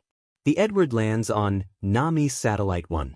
All the goods that are trying to be transported to the Nami star can be traded on the 4 satellites. They can also be shipped to the Nami star, rented warehouses, and then sold. The Edward can't land on the Nami star, which means that someone must stay on the starship to take care of it. Xiaoji is an artificial intelligence with independent consciousness. Of course, it can't be exposed. Everyone keeps pushing it. Lin Luoran knows that they all want to go to the mother star. In the end, Han Weiya takes the initiative to stay. Ma Yiming finally finds the sense of qi. The more primitive a planet is, the stronger the Reiki is. Staying on Satellite 1 will only discourage young people's enthusiasm for self-cultivation. The siblings of the Ma family are inseparable. Staying on Satellite 1 will only make each other worry. Colin Weir is still shouldering the heavy responsibility of selling peppers. As for herself, she has to look for Mancia, Nolan's mysterious designer. Then you stay and take care of it first. When we settle down on the mother star, we will take over. After thinking about it, only Han Weiya is the most suitable person. Although Lin Luoran doubts whether this natural idiot will be cheated away with the starship. Cyan Little Fox is also determined to stay on the starship. Lin Luoran doesn't want to indulge it this time. A child who has taken a wrong path must understand where it is wrong to turn back. There are also many finished peppers in her space. The four of them get off the starship easily. Watching the starship door slowly close, Cyan Little Fox's eyes are full of tears. It stubbornly refuses to fall. Han Weiya sighs quietly. She feels that Cyan Little Fox is very similar to her in the past. It always takes advantage of the love of its family to do whatever it wants. She can hardly remember the days when she was stubborn and willful and lived the life of Miss Zero. Lin Luoran takes the siblings of the Ma family and Colin Weir off the airship. Windsor and her party come to them. It seems that they are not in a hurry to sell potatoes. They actually want to take the same starship to the Nami star with them? Lin Luoran doesn't like or dislike them. Thinking that they used to be big customers, she nods to them as a greeting. The pirates are timid. Only Windsor murmurs, "I have a hunch that we will see each other soon." Her younger brother, who doesn't look like she has the same mother, says, "Sister, are you going to change to fortune-telling?" All the pirates look at the sky. It is inevitable that the fat man will be beaten. He doesn't deserve sympathy. Windsor, with flaming red lips, waves to her younger brother and smiles. Surprisingly, she doesn't get angry. "Little brother, come here."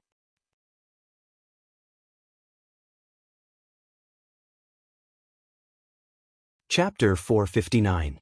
The Nami star is really beautiful. 50% of it is covered by water. Most of it is not a vast ocean, but a scattered inland lake. In ancient times, there was no ocean barrier on the planet. Cultural and technical exchanges were open and convenient. This is also one of the geographical factors for the rise of the Nami star. It is summer on the Nami star. The heat wave is hot, but the high green coverage brings the coolness of summer. Lin Luoran and others directly choose the starship to the capital and soon arrive at the destination. The starship lands on the outskirts of the city. There are retro old cars everywhere on the road. It is said that the fuel is close to water and the exhaust does not pollute the air. And there are more carriages? Carriages? The Nami people do this to protect their home planet? Lin Luoran's mouth twitches. Colin Weir is also very surprised. The Weir family is also a big family on the Caesar star. When he was drunk, why didn't he think of using this way to show his nobility? The nobility on the Nami star comes. They have advanced technology, but they just don't drive. When he returns home, he will also get 8 white horses to pull his carriage. It is much cooler than any flying car or airship. Although the means of transportation are very retro, Lin Luoran actually finds that technology has reached a certain level. The shock absorption device of the carriage is perfect and the road is flat. Except that the speed is a little slow, it doesn't feel bumpy. They also don't accept gold coins. There is a small card swiping machine in the deputy of each carriage. High-tech is actually hidden under the retro appearance and it is a perfect combination. The coachman is well-dressed and the carriage is clean. The capital of the Nami star is called Maple Leaf City. In autumn, there are red maple leaves inside and outside the city. The natural scenery and history make Maple Leaf City a famous tourist destination in the Nami Alliance. The coachman receives so many tourists every year that he can be regarded as half a tour guide. Halfway through the journey, Lin Luoran has already learned a lot about the accommodation and food of Maple Leaf City from him. The residents who can live on the Nami star are all nobles except for the Nami star people who have some ancestral property. It is difficult for outsiders to buy houses unless they are rich or powerful. Suburban castles are everywhere. The housing prices are scarier than those of Huaxia on the Earth before the new era. Ordinary people can't afford it. Nami star attracts a lot of tourists every year. In addition to a few big hotels, Small residential family hotels are also a good choice. They can better experience the local customs of Nami Star. Your galactic standard language is pretty good. Since you've already introduced it, why don't you recommend a clean family shop to us? The coachman smiled shyly. As long as you don't mind, I'm happy to serve you. He shows Lin Luoran and others around the city and introduces the distribution of Maple Leaf City. Then he takes Lin Luoran and others to a busy alley. It is a tavern. Many Nami people are sitting in the tavern, talking and laughing loudly. The smell of beer, barbecue, and the sweetness of cheese make it a good place. This place is not bad. The coachman took off his hat and bowed. This tavern was opened by my mother. I hope the guests from afar will like it. This is a red-haired young man with freckles on his nose. Lin Luoran is not angry about his scheming. Instead, she likes the environment here very much. Compared with the clean and elegant royal hotel, Lin Luoran feels more at ease in this family hotel, where people talk, laugh, and scold each other. Just like her Taoist name, Mortal Heart, she could only find peace and tranquility in the mortal world. The siblings of the Ma family are also very happy. They grew up at the bottom of the society. This tavern makes them feel close to each other.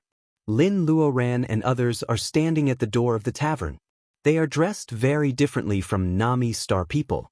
There are many tourists drinking and chatting here every year. They don't bully strangers at all. Everyone laughs. Mrs. Susan, your son is back with a guest again. He is really a smart boy. He graduated from the Royal School of Etiquette. If he had the right connections, he would have been more than qualified to be a steward in the palace. But being a coachman is also a good job. The tips of the guests are quite a lot of credits. Yes, middle-aged women are not the only ones who gossip. When old men gather together, they can be comparable to hundreds of sparrows when they have nothing to do. In the tavern, a middle-aged woman in a blue dress comes out. She also has red hair, which is tied up on the top of her head. Her skin is snow white and she is very good-looking. She is a middle-aged, beautiful woman. I am Susan. Are you here for a trip to Nami Star? There seems to be no other helpers in the tavern except Susan. Regulars talk and laugh loudly. They make way for Lin Luoran and others. Many people go to the high counter to refill their drinks. The wedding of the Nami royal princess is less than half a month away. People who come to watch the ceremony are crowded in Maple Leaf City. This tavern is a little remote, so it is not full. Susan takes them to the backyard. It is said that there are 4 rooms on the 3rd floor. Lin Luoran decides to buy them. The wooden building creaks when they step on it. The flower bed downstairs is full of bellflower. It is a typical medieval European-style courtyard. The room was made of old wooden planks and was very clean. There was a quill pen and plain letter paper on the long table. Sunlight shone into the room through the lattice curtains. There was a dressing mirror as tall as a person embedded in the wardrobe. Everything looked just right. Thank you, Mrs. Susan. It's really nice here. Susan wipes her hands on the apron. Of course, there are beauties in Nami Star. However, there are few beauties like Lin Luoran with black hair, black eyes, and jade-like skin. Susan rarely feels embarrassed. The bathroom is at the corner of the corridor. The weather is so bad, so I specially bring the spring water here. Maybe you can wash first. After introducing the room, Susan politely leaves. Lin Luoran contacts the Edward and tells them that she is safe. Then she asks the 3 people, "Are you satisfied with this place?" Ma Shuang has already sneaked to see her room. Hearing this, she nods fiercely. The layout here is the fairy tale kingdom I saw when I was a child. The fairy tales she can see are all works of foreign masters before the new era. Because of the social background, it is understandable that Ma Shuang has this sense of familiarity. Ma Yiming runs to take a mountain spring bath. Colin bears the sticky feeling of sweat. He is a little confused. "Miss, it is not easy to sell our chilies here." Lin Luoran has seen Weir. One of Colin Weir's plans is to make chilies appear at the princess's wedding banquet. Naturally, it will not sell well. Lin Luoran thinks for a while and shakes her head. It's not easy to ask the nobles to eat spicy food on such a hot day. We still have half a month to plan. We should take the low-class route. She will go to the royal wedding. Watching the fun is not the most important thing. She wants to meet the designer of the yellow jadeite phoenix hairpin, the mysterious royal designer, Nolan. Real delicacies become popular very quickly. Lin Luoran gives up Colin Weir's plan to amaze people at the princess's wedding banquet. She wants to make a breakthrough from the low-class route. She is inspired by the pub. Can these alcoholic Nami people resist the charm of beer and barbecue? Colin Weir considers the feasibility of the plan in his mind. With enough mass support, the chance of success is still very high. Is half a month enough? Not enough, so we have to act quickly. Lin Luoran looks from the third floor. The houses in these alleys are not high. The third floor is the highest and she can also see the street. There is another pub after 2 turns. The shop is adjacent to the main street and its business is very good. Several rooms are opened to store beer and food ingredients. The business is very good. Lin Luoran is happy at once. Well, there is a ready-made place. You go to handle the transfer of goods to Nami Star now and bring your coconuts. I feel that they have a way out. They can make a living by selling chilies or opening a shop. Colin wants Lin Luoran to feel that he is valuable, so he works hard. Lin Luoran also wants the siblings of the Ma family to practice, so she asks them to talk about buying a yard. Ma Yiming and Ma Shuangshuang have no experience. Fortunately, Ma Yiming is willing to use his brain and asks around. Finally, he doesn't mess things up. In the end, they buy the prosperous shop with a yard, which is slightly higher than the market price. It costs 9 million credits. It is such a large area and it is a prosperous shop. According to the housing price of Maple Leaf City, they are in a hurry to buy it. It is natural that others raise the price. Anyway, they live nearby and they can reach their new home by climbing over a few walls. Lin Luoran and the siblings of the Ma family decorate overnight and change the pub to be more suitable for selling barbecue. The owner sells beer to Ma Yiming, which saves them some time. Colin is still handling the transfer of goods. Lin Luoran has already taken the siblings of the Ma family to buy ingredients. She doesn't plan to waste the monster meat in her space. It is not worth the loss. She has to buy local meat and other seasonings for barbecue.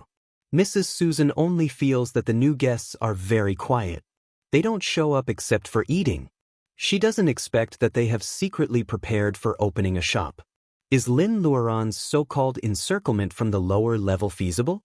In fact, she is just following them. She can sneak into the royal wedding without being noticed. You're tuning in to the Passion Pages YouTube channel. We're so grateful for your support and don't forget to subscribe to join us on this incredible journey through captivating stories. Your generosity through donations truly makes a world of difference, as it's the primary source of revenue that allows me to expand and enhance this channel for you. Thank you from the bottom of my heart for being a part of this adventure.